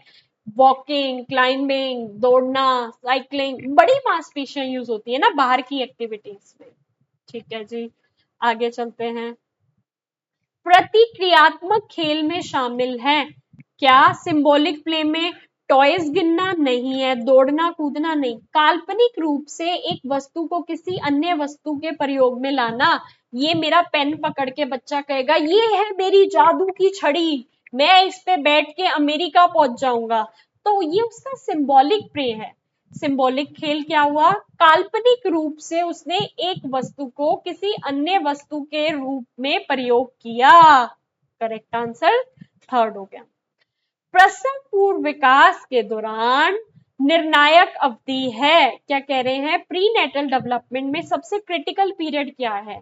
हमारी मतलब कि एक प्रेग्नेंट लेडी की गर्भावस्था के जो पहले 3 महीने हैं, पहले 3 माह हैं, वो सबसे ज्यादा इंपॉर्टेंट होते हैं, क्रिटिकल होते हैं। आगे चलते हैं। निम्नलिखित में से निजी भाषा जो बच्चे अपने व्यवहार को निर्देशित करने के लिए प्रयोग करते हैं का सबसे उचित उदाहरण है? Which example best demonstrates private speech used to direct one's activity? कि कह रहे हैं वो जो मैंने आपको ऊपर बताया, ली वाइगोत्स्की जी ने निजी भाषा बताई थी, वो किसको दर्शा रही है? एक बच्चा अपनी दोस्त को कहता है मेरे खिलौने को मत छू, ये तो दूसरे से बात कर रहा है ना, तो ये तो नहीं होगा। एक बच्चा एक अपनी माँ को चित्र का वर्णन करके दिखाता है, ये भी नहीं है, माँ से बात कर रहा है। बच्चा दूसरे की एक्टिंग करता है किसी बड़े इंसान की, नहीं। रेत से खेलते समय बच्ची खुद अपने आप से कहती है नहीं, मिट्टी नहीं खाना, बुरा है। जैसे मेरे एग्जाम्पल में मैंने कहा था, बच्चा बाहर गया, काश मैं अम्ब्रेला लेकर आता, छाता लेकर आता तो बारिश में नहीं घूमता। अपने आप को बोल रहा है ना, अपने आप को बोलना डिसाइड्स निजी भाषा, प्राइवेट स्पीच। बिल्कुल सही। जब एक बच्चा दूसरे रोते हुए बच्चे को दिलासा देता है तो उसे कहते हैं सहानुभूति, एम्पैथी। एम्पैथी यानी कि दूसरे की नीड्स, रिक्वायरमेंट्स को समझना। आगे चलते हैं। बच्चों में आक्रामकता को कम करने के लिए सबसे प्रभावी युक्त है क्या? The strategy most effective for reducing aggression. Aggression क्या? कि बच्चा अपनी फीलिंग्स के बारे में खुल के बोल पाए, बच्चा उसकी भावनाओं के बारे में बात करे। जब वो अपनी फीलिंग्स के बारे में बात करेगा तो उसके अंदर जो मुश्किल चीजें भरी पड़ी है, गुस्सा भरा हुआ है, वो बाहर आएगा। आगे चलते हैं। नवजात शिशु किसी दूरी पर रखी गई वस्तु को अच्छी तरह से देख सकते हैं। कहां तक देख सकते हैं? वो 8 से 10 इंच तक देख सकते हैं। क्यों? ये देखो, बेसिकली ये वही है। वैसे तो जो बच्चा पैदा होता है उसका जो विजन होता है ना देखने का, वो बहुत ब्लरी होता है, साफ साफ नहीं दिख सकता। लेकिन 8 से 10 इंच की दूरी वाली चीज दिख जाती है। ये उतना ही डिस्टेंस है जब माँ अपने बच्चे को गोद में लेके दूध पिलाती है, तो वो बच्चे का वही 8 से 10 इंच का डिस्टेंस रहता है, तो तब वो अपनी माँ को पहचानने लगता है। क्रियात्मक विकास में सूक्ष्म क्रियात्मक कौशल से तात्पर्य है in motor development. Fine motor skills refers to, क्या कह रहे हैं? मोटर डेवलपमेंट में फाइन मोटर स्किल्स क्या हैं? जहां पर सूक्ष्म क्रियात्मक विकास की बात आ जाती है, उंगलियों जैसी छोटी मांसपेशियों से जुड़ी गतिविधियां, movements involving small muscles like fingers. Small muscles like fingers, क्या कह रहे हैं? उंगलियां जैसी छोटी मांसपेशियों से जुड़ी गतिविधियां इज द करेक्ट आंसर। आगे चलते हैं। सही कथन की पहचान कीजिए। बच्चों को चुनौतीपूर्ण क्रियात्मक कौशल सीखने के लिए मजबूर किया जाना चाहिए, भले ही वह उनकी सीखने के लिए परिपक्व ना हो। गलत। गलत। आपको उनको इतना भी चैलेंजिंग टास्क नहीं दे देना कि वो अभी रेडी नहीं है, वो इतने मतलब इतने स्ट्रांग ही नहीं हुए हैं कि वो एक्टिविटी कर पाए और आप उससे जबरदस्ती वो करवा रहे हो। गलत। बीमारी या दुर्घटनाओं का क्रियात्मक विकास पर कोई प्रभाव नहीं पड़ता। एक्सीडेंट और इलनेस का कोई भी इफेक्ट नहीं पड़ रहा मोटर डेवलपमेंट पे। गलत। पड़ता है। अगर बच्चा बीमार हो गया, उसका कोई एक्सीडेंट हो गया, तो उसकी डेवलपमेंट पे तो इम्पैक्ट पड़ेगा ना। गलत। एक क्षेत्र में विकास अन्य क्षेत्रों के विकास को प्रभावित करता है। Development in one area influences development in other areas.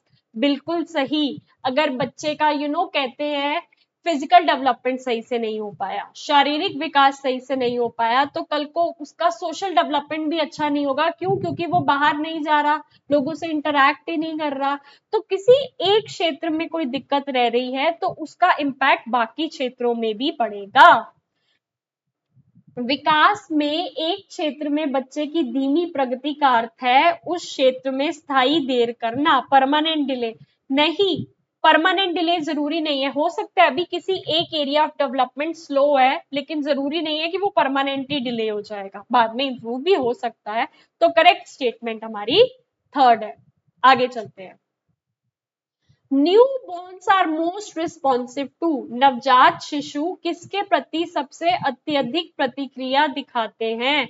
मनुष्य की आवाज को लेकर, क्योंकि उनको पता है ना उनकी सारी नीड्स मनुष्य की आवाज से ही फुलफिल हो रही हैं।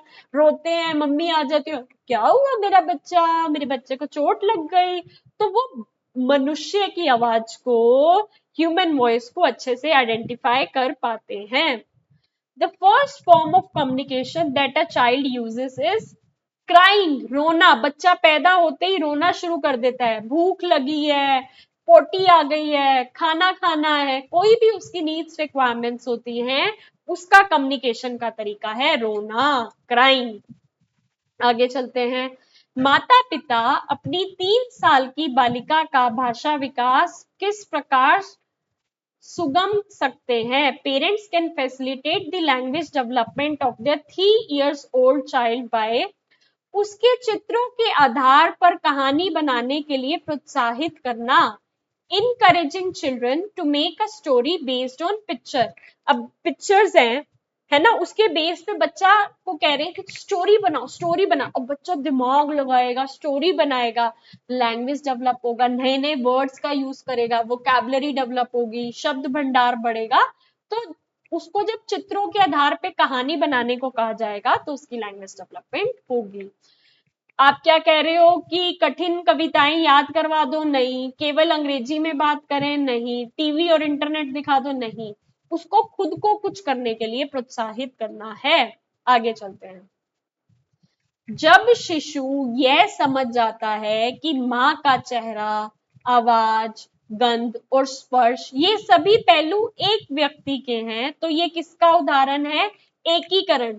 एकीकरण यानी इंटीग्रेशन। अब उसने सारी चीजों को क्लब कर दिया। पहले उसको माँ की शक्ल पता थी, माँ की आवाज पता थी, माँ की स्मेल पता थी, माँ का टच पता था, लेकिन धीरे धीरे धीरे धीरे उसने ये चीजों को इंटीग्रेट कर दिया कि ये सारी चीजें मेरी माँ की हैं, है ना। तो माँ का चेहरा, माँ का फेस, माँ की स्मेल, माँ का टच इंटीग्रेट करके उसने एक फिगर बना ली, ये मेरी माँ है। ठीक है, आगे चलते हैं। व्यवहार संबंधी विशेष घटनाओं का रख रखाव। एनेक्डेटल रिकॉर्ड्स पे हम क्या डालते हैं? बच्चों के संदर्भ में किए गए महत्वपूर्ण अवलोकनों का रिकॉर्ड है।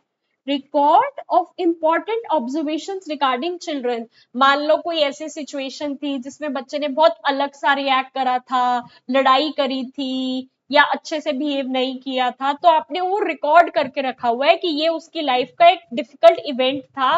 तो कल को कोई और प्रॉब्लम होती है तो आप वो डाटा को पढ़ के कुछ कंक्लूजन निकाल पाओ। क्या कह रहे हैं? शिक्षिका द्वारा अपनाई गई शिक्षण पद्धति का रिकॉर्ड है। Teaching strategies use by teacher का रिकॉर्ड नहीं। इंटरैक्शन अमंग टीचर्स, टीचर्स के बीच की जो इंटरैक्शन है उसको लिख के क्या होगा कि टीचर एक दूसरे से क्या बात कर रही है, टीचर ने कौन से तरीके से पढ़ाया, वो बच्चे के एनेक्डोटल में थोड़ी लिखोगे। ठीक है, रिटन टेस्ट जो उसने दिए उसमें थोड़ी आएगा, उस बच्चे के संदर्भ में किए गए महत्वपूर्ण अवलोकनों का रिकॉर्ड होता है। आगे चलते हैं।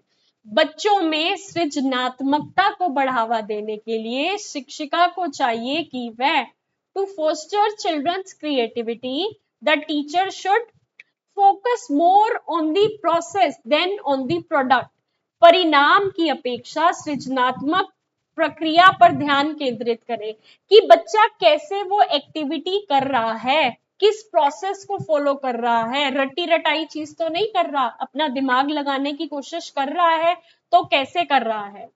ठीक है, आगे चलते हैं। निम्नलिखित में से किसमें बच्चों को सृजनात्मक होने के सबसे अधिक अवसर मिलेंगे? Which of the following will give children the most opportunity to be creative?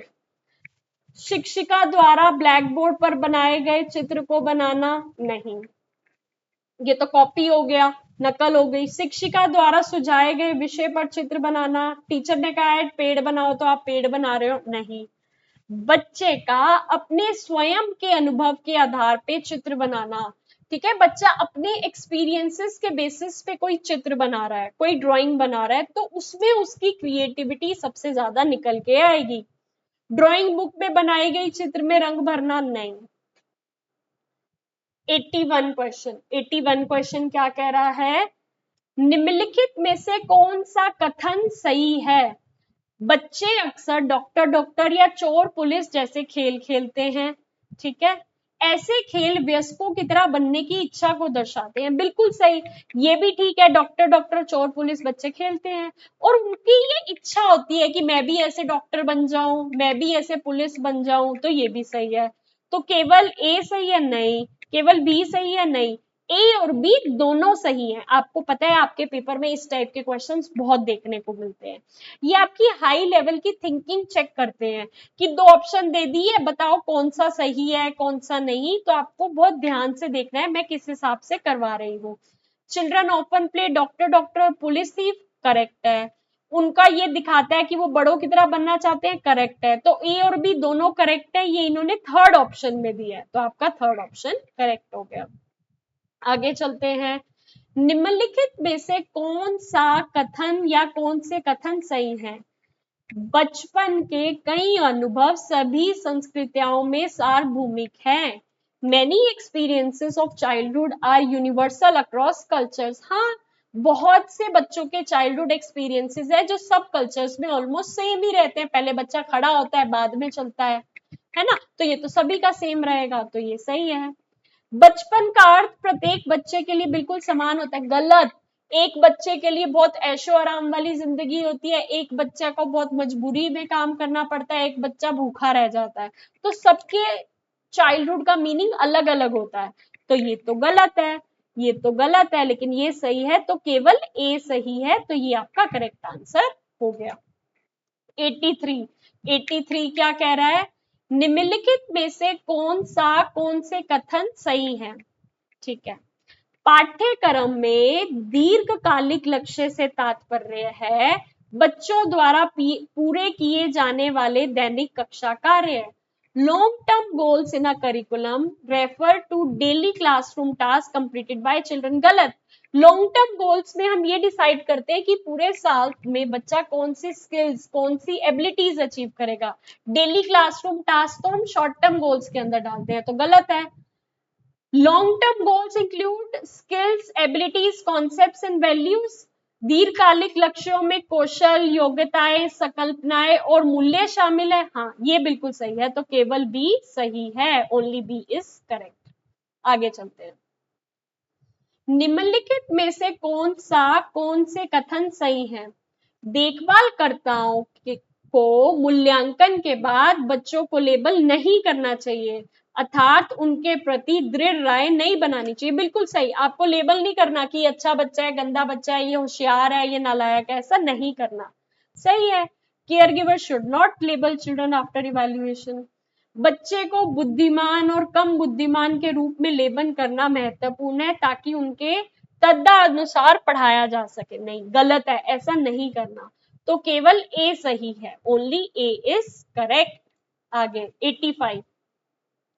निम्नलिखित में से कौन से कथन सही हैं? बच्चे जन्म से ही संप्रेषण करना शुरू कर देते हैं।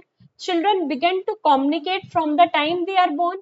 हाँ, बिल्कुल सही है, जैसे ही वो पैदा होते हैं वो रोना शुरू कर देते हैं, रोने से वो कम्युनिकेट करते हैं, मुझे भूख लगी है, मुझे खाना खाना है, या कोई दिक्कत हो रही है। ठीक है, जन्म से ही उन्होंने संप्रेषण स्टार्ट कर दिया ना। Communication refers only the ability to talk, सिर्फ बात करना कम्युनिकेशन है? नहीं, नॉन वर्बल एक्सप्रेशंस भी तो बहुत सी चीज होती है ना, हंसना, रोना, एक्सप्रेशंस देना, तो नॉन वर्बल भी तो एक तरह की कम्युनिकेशन होती है ना, तो सिर्फ बात करना तो नहीं होती, तो ये गलत है। केवल ए सही है, ओनली ए इज करेक्ट। निम्नलिखित में से कौन सा कथन सही है? विकास का अनुक्रम सभी बच्चों के लिए समान होता है। The sequence of development is same for every child. हाँ, सीक्वेंस तो सेम होती है, पहले बच्चा रोता है, कूइंग नहीं, सबसे पहले क्राई होता है, फिर कूइंग होती है, बैबलिंग आती है ना, खड़ा होता है, बाद में चलता है। तो जो सीक्वेंस है वो तो सबके लिए सेम है। हाँ, हो सकता है कोई थोड़ा जल्दी चल पड़ा, कोई थोड़ा लेट चलेगा, लेकिन सीक्वेंस सेम रहेगी। ठीक है, सभी बच्चे बिल्कुल समान आयु में कोई क्षमता प्राप्त करते हैं। All children achieve a particular ability at exactly the same age. नहीं, कोई थोड़ा लेट बोलना शुरू करता है, कोई थोड़ा जल्दी बोलना शुरू करता है, तो केवल ए सत्य है, ओनली ए इज करेक्ट। इन निम्नलिखित में से कौन से तथ्य सही है? देख रही होगी तथ्य वाले कितने क्वेश्चन है, कथन वाले कितने क्वेश्चंस है। ये क्वेश्चन सबसे ज्यादा कंफ्यूज करते हैं, तो जिस हिसाब से मैं पढ़ा रही हूँ इसी हिसाब से पढ़ लो। बच्चों को गतिविधि समाप्त होने के बाद साफ सफाई में मदद करने के लिए प्रोत्साहित किया जाना चाहिए। Children should be encouraged to help in clearing up after an activity is over. बिल्कुल सही, आपने बच्चों को सिखा दिया कि ऐसे ऐसे साफ सफाई करनी है, तो सेंस ऑफ रिस्पॉन्सिबिलिटी डेवलप होगी। बच्चों द्वारा खेल की वस्तुओं को टूटने से बचाने के लिए उन्हें बंद अलमारियों में रख देना चाहिए। अच्छा, तुमने बंद अलमारियों में प्ले मटेरियल रख दिया तो बच्चा खेलेगा कैसे? खेल ही नहीं पाएगा, तो उसको लाने का फायदा क्या? टूट ना जाए इससे बचने के लिए तुम ऐसे करोगे, बिल्कुल गलत। तो केवल ए सत्य है, ओनली ए इज ट्रू। आगे चलते हैं।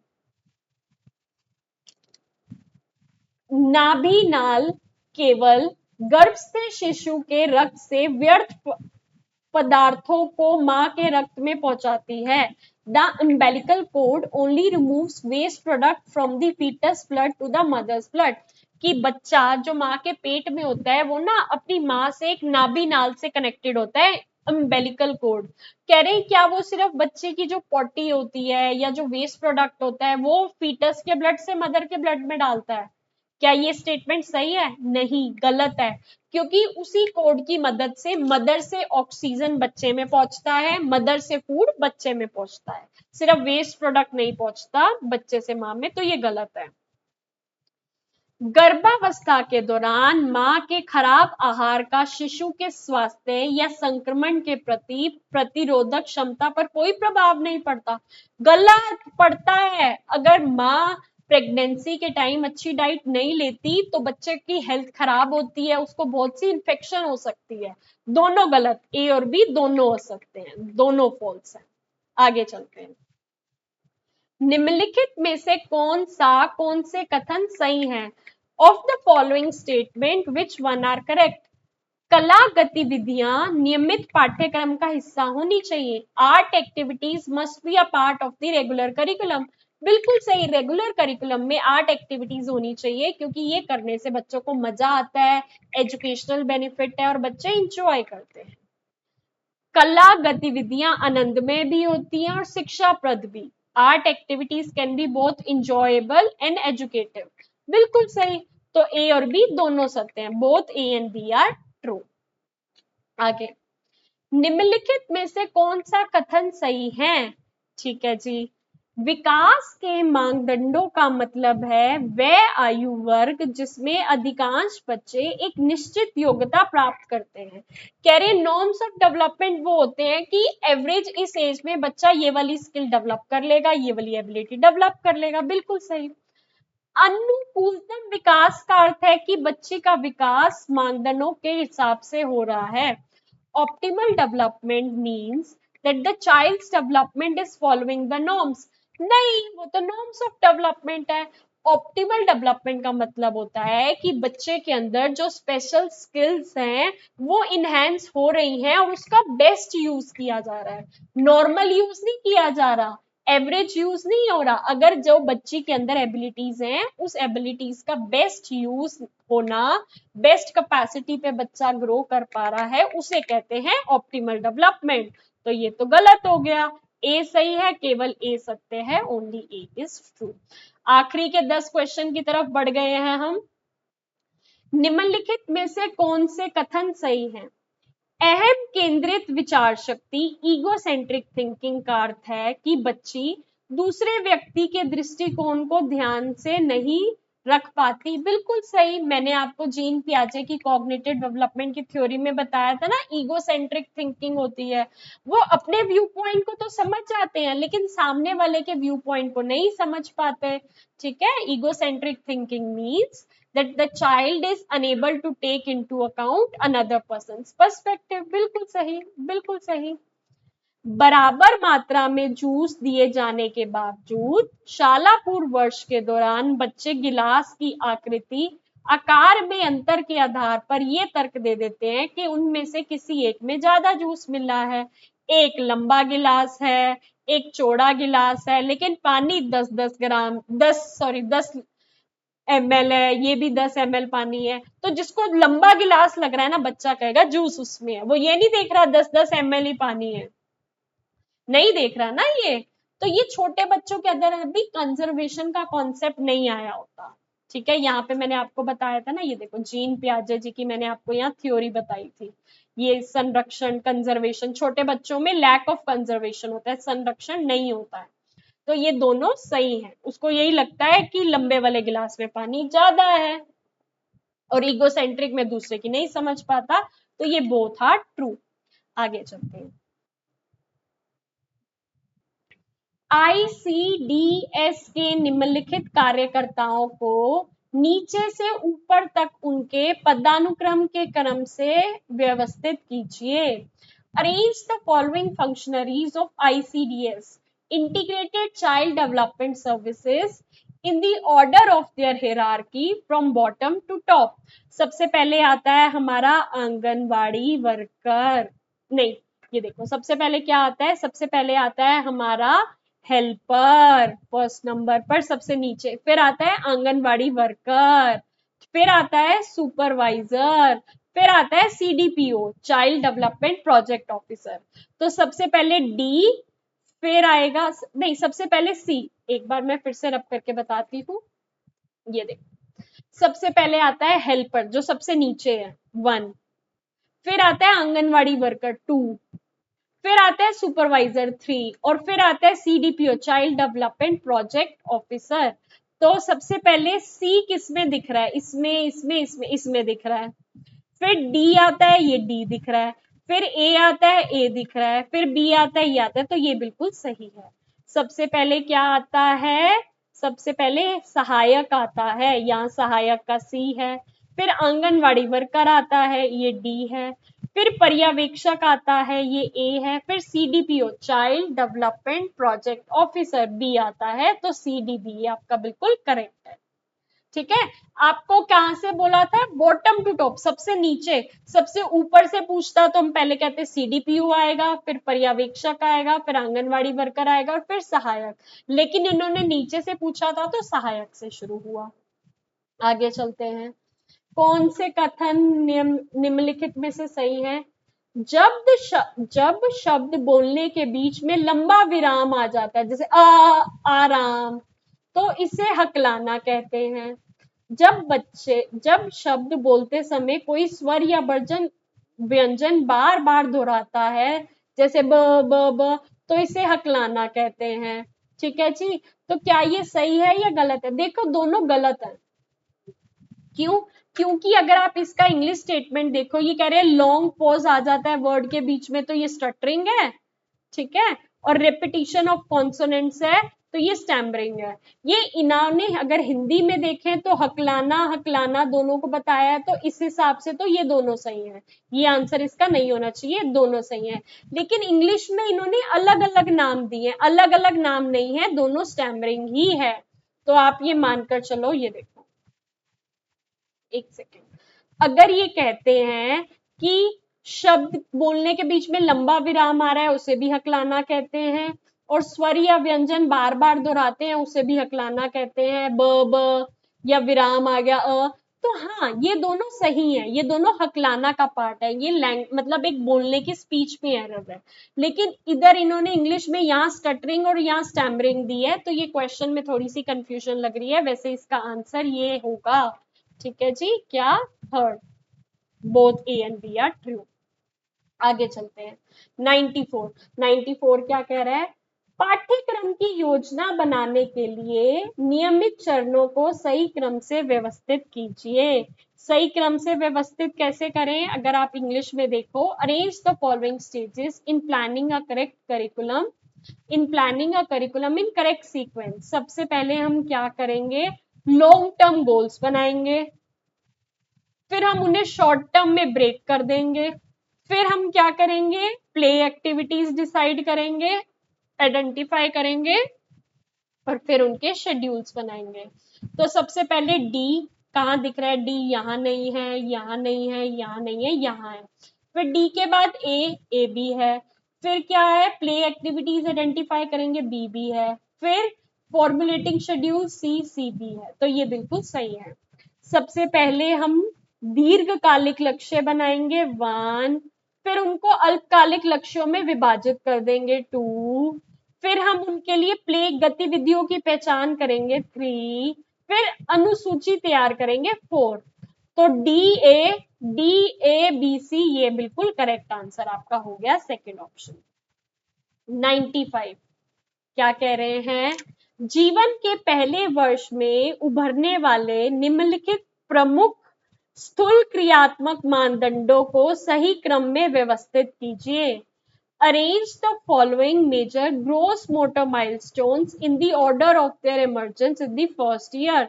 सबसे पहले क्या आता है, बच्चा क्रॉल करेगा, है ना, क्रॉल करता है, फिर सपोर्ट के साथ बैठता है, फिर होल्ड, देखो एक सेकंड, नहीं एक सेकंड, सबसे पहले बच्चा hold head in mid line कहते हैं ना, यहाँ पे हेडलाइन पे सपोर्ट आता है उसका, हमने आपको बताया था सिफेलोकॉर्डल डेवलपमेंट होता है। सिफेलोकॉर्डल डेवलपमेंट होता है कि डेवलपमेंट उसका हेड से लेके टो तक जाता है। तो सबसे पहले हेड को कंट्रोल कर रहा है, फिर वो सपोर्ट के साथ बैठ रहा है, बैठ यहाँ पे कमर पे कंट्रोल आ रहा है, और फिर क्रॉल कर रहा है। तो CAB is the correct answer. पहले हेड पे कंट्रोल आ रहा है, फिर कमर पे कंट्रोल आ रहा है, फिर वो क्रॉल कर रहा है। बताया था ना, सिफेलोकॉर्डल डेवलपमेंट होती है हेड से टो की तरफ।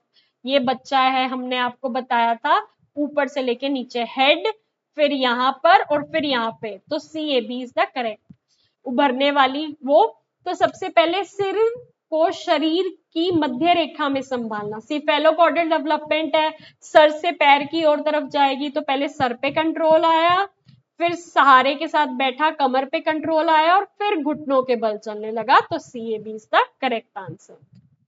आगे चलते हैं। बच्चे के नियमित व्यवहारों को उन्हें प्रकट होने के क्रम में व्यवस्थित कीजिए। Arrange the following interactions in the order of there appearance. सबसे पहले बच्चा रोता है, फिर मुस्कुराता है, और फिर बलबलाता है। क्या कहते हैं, सबसे पहले रोता है, फिर फर्स्ट वीक में पहली बार मुस्कुराना शुरू हो जाता है, फिर 4 से 6 महीने का बच्चा बलबलाता है। कॉन्सोनेंट साउंड आते हैं ना, कॉन्सोनेंट वोवल वाला कॉम्बिनेशन आने लगता है। तो ABC करेक्ट होना चाहिए। ये रहा ABC आपके ऑप्शंस में, ये रहा ABC आपके ऑप्शंस में, टिक कर दो। रोता है, फिर पहले फ्यू वीक्स में ही उसकी पहली स्माइल आ जाती है, और फिर 4 से 6 महीने में बलबलाता है। आगे चलते हैं। बच्चों का विकास सुनिश्चित करने के लिए देखभालकर्ता में निम्नलिखित में से कौन से कौशल आवश्यक है? कौन से कौशल आवश्यक है? आयु युक्त खेल गतिविधियों की योजना बनाना, planning age appropriate play activity, बिल्कुल सही। बच्चों की एज के हिसाब से ही तो प्ले एक्टिविटीज बनाओगे, बिल्कुल सही। वातावरण से असुरक्षित सामग्रियों को हटाना, removing unsafe materials from the environment, बिल्कुल सही। बच्चे को चोट नहीं लगनी चाहिए। औपचारिक शैक्षिक पाठ बताना, फॉर्मल टीचिंग नहीं करानी, छोटे बच्चे हैं, फॉर्मल टीचिंग नहीं करानी। तो A और B सही है, A और B सही है, A और B सही। निम्नलिखित में से कौन से व्यवहार देखभालकर्ता में संवेदनशीलता और लचीलेपन को दर्शाता है? ठीक है जी, यह समझना कि बच्चा चिड़चिड़ा या शांत क्यों है। आप समझ रहे हो बच्चे के बिहेवियर को कि ये चिड़चिड़ा या शांत क्यों है, ठीक है, संवेदनशीलता दिखा रहा है। Comparing children to encourage competition, तुम बच्चों की तुलना कर रहे हो ताकि आप कंपटीशन करवा सको, नहीं, ऐसा नहीं करना। बच्चों की रुचियों से मेल खाने के लिए नियोजित गतिविधियों का संशोधित करना, आप एक्टिविटीज को ऐसे मॉडिफाई कर रहे हो कि वो बच्चों के इंटरेस्ट के हिसाब से चले। हाँ, लचीलापन, फ्लेक्सिबिलिटी, इसी को तो कहते हैं, बच्चे के हिसाब से वो चेंज कर रहे हो। तो A और C सही है। अंडरस्टैंडिंग की वाई बच्चा इरिटेबल है या क्वाइट है, ठीक है, सेंसिटिविटी दर्शा रहा है। फ्लेक्सिबिलिटी क्या दिखा रहा है कि आपने प्लान्ड एक्टिविटीज को मॉडिफाई कर दिया बच्चे के इंटरेस्ट के हिसाब से।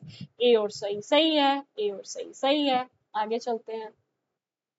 निम्नलिखित में से कौन सा कथन प्रभावित वर्षों में खेल के महत्व का सबसे अच्छा वर्णन करता है? Which of the following statement best describe the importance of play? खेल बच्चों को आत्म अभिव्यक्ति और रचनात्मकता के अवसर प्रदान करता है। Provide opportunity for self expression and creativity, बिल्कुल सही। खेल के दौरान बच्चा अपने आप को सेल्फ से एक्सप्रेस कर पाता है, क्रिएटिवली कुछ ना कुछ करने की कोशिश करता है, बिल्कुल सही। खेल बच्चों को तनाव मुक्त तरीके से नए कौशल का अभ्यास करने में मदद करता है। Play helps children practice new skills, play help करता है बच्चों को न्यू स्किल्स ट्राई करने में ना, स्ट्रेस फ्री, क्योंकि प्ले है, खेल कूद करो, मस्ती करो, टेंशन नहीं लेनी, बिल्कुल सही। टेंशन से दूर कर रहा है, नई नई चीजें सिखा रहा है, तो ए भी सही है। खेल केवल मनोरंजन के लिए है, सिर्फ मनोरंजन के लिए नहीं है, उसका एजुकेशनल वैल्यू भी है। तो इन्होंने ओनली डाल के गलत कर दिया, केवल डाल के गलत कर दिया, तो ए और बी सही है, ए और बी सही है। आज का लास्ट क्वेश्चन, निम्नलिखित में से कौन सा कथन सही है? जो शिशु क्रैच में समय बिताते हैं वे अपनी माँ की तुलना में क्रैच कार्यकर्ता से अधिक लगाव रखते हैं। नहीं, ऐसा कुछ नहीं है। माँ की वैल्यू देखो माँ की रहती है, जिसने अपना दूध पिलाया है, दिन रात आपके पास रहती है, आपकी जरूरतों का ध्यान रखती है। तो ऐसा कुछ नहीं है कि जो बच्चे क्रैच में समय बिताते हैं तो उनका अधिक लगाव वही हो जाता है। नहीं, ऐसा नहीं है, ऐसा नहीं है। बाल देखभाल केंद्र में देखभालकर्ताओं से लगातार परिवर्तन के कारण शिशुओं पर नकारात्मक प्रभाव पड़ता है। Consonant change of caregivers at the crèche negatively affects the child. क्या कह रहे हैं? अब जो केयर गिवर्स हैं, आपके केयर गिवर्स हैं प्ले स्कूल में, टीचर आप चेंज कर रहे हो, ठीक है, देखभाल करता बार बार चेंज हो रही है टीचर, तो क्या होता है, एक ना बच्चा उस टीचर के साथ बॉन्ड फॉर्म कर लेता है कि ये मेरी टीचर है, मैं इसको ये बताऊंगा, मैं इसको ये बताऊंगा, एक इमोशनल कनेक्ट बिल्ड हो जाता है।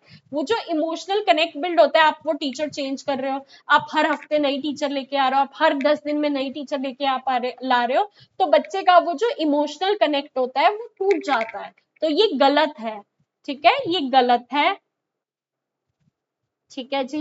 तो केवल बी सत्य है, सॉरी ये सही है। क्या कह रहे हैं देखो, मैं आपको फिर से बताती हूँ कि इसमें गलत और सही की क्या कंफ्यूजन है। इन्होंने बोला है कौन सा कथन सही है, तो इन्होंने कहा है देखभाल करता अगर बार बार चेंज कर रहे हो तो उसका नकारात्मक प्रभाव पड़ेगा। हाँ, नकारात्मक प्रभाव ही तो पड़ेगा। अगर आप बार बार टीचर चेंज कर रहे हो तो बच्चा परेशान होगा, वो इमोशनल कनेक्ट फॉर्म नहीं कर पाएगा। वो इमोशनल कनेक्ट फॉर्म नहीं कर पाएगा, अगर बच्चा वो इमोशनल कनेक्ट नहीं फॉर्म कर पाएगा तो उसको नेगेटिवली इम्पैक्ट होगा ना। तो आपको प्ले स्कूल में टीचर को ऐसे नहीं है हर हफ्ते चेंज कर रहे हो, हर 10 दिन में चेंज कर रहे हो, नहीं, बच्चा इमोशनल कनेक्ट बनाता है। तो ये सही है। अगर बार बार चेंज करोगे तो नेगेटिव इम्पैक्ट आएगा, बार बार चेंज करोगे तो नकारात्मक प्रभाव आएगा। तो केवल बी सत्य है, ओनली बी इज ट्रू, ठीक है जी। तो इसके साथ आपके आज 100 क्वेश्चंस कंप्लीट होते हैं। ये पास्ट ईयर का क्वेश्चन पेपर है। अभी तक आपका डीसी का पेपर जो एमसीक्यू वाला हुआ था, एक ही बार हुआ था, ये वाला वो वाला क्वेश्चन है। मुझसे जितना बेस्ट तरीके से हो सका मैंने उनकी एक्सप्लेनेशन तक लेके आई थी इंपॉर्टेंट क्वेश्चंस की। आई होप आपको ये वीडियो अच्छी लगी होगी। मैं हमारे YouTube channel level up learning पर, अगर आप प्लेलिस्ट सेक्शन में जाओ तो जून 2026 एग्जाम प्रिपरेशन की ये प्लेलिस्ट बनी हुई है, इसके अंदर देख लेना। बहुत ही अच्छे से तैयारी करवा रही हूँ, एमसीक्यूज पढ़ा रही हूँ, और मेरी हर वीडियो के नीचे मेरे टेलीग्राम चैनल का लिंक गिवन है, ज्वाइन कर लेना। हमारे टेलीग्राम चैनल पर भी 35,000 से ऊपर सब्सक्राइबर्स हैं, जो कि हम अगर कोई भी इंपॉर्टेंट अपडेट डालता है तो आपको पता चल जाता है। तो एग्जाम्स के दिन आ रहे हैं, ढेर सारी रिविजनरी वीडियोस आ रही हैं, तो चैनल को सब्सक्राइब करके रखना ताकि न्यू अपडेट्स के बारे में आपको पता चल जाए। और टेलीग्राम पर आओगे जब, तो सबसे ऊपर आपको एक पिंड मैसेज दिख रहा है। पिंड मैसेज पर आप जैसे ही क्लिक करोगे आपको डीईसी की हिंदी और इंग्लिश मीडियम में फ्री में बुक्स देखने को मिलेंगी, जो कि आप डाउनलोड कर सकते हो और पढ़ाई करना चाहो तो पढ़ाई कर सकते हो। ठीक है जी, बाकी आपके एग्जाम्स आने वाले हैं, all the very very best. ऐसे ही DC2 और 3 की भी मैं तैयारी करवाने वाली हूँ। अगर एग्जाम्स की तैयारी के लिए MCQs लेना चाहते हो, जिसमें मैंने हर यूनिट वाइज बेस्ट MCQs डाले हुए हैं जो कि आपको एग्जाम्स की तैयारी में मदद करेंगे, पर सब्जेक्ट 100 रुपीज, तीनों सब्जेक्ट 300। एक बार वो MCQ पढ़ लिए तो टेंशन बिल्कुल फ्री हो जाओगे, इतने बढ़िया वो MCQ हैं।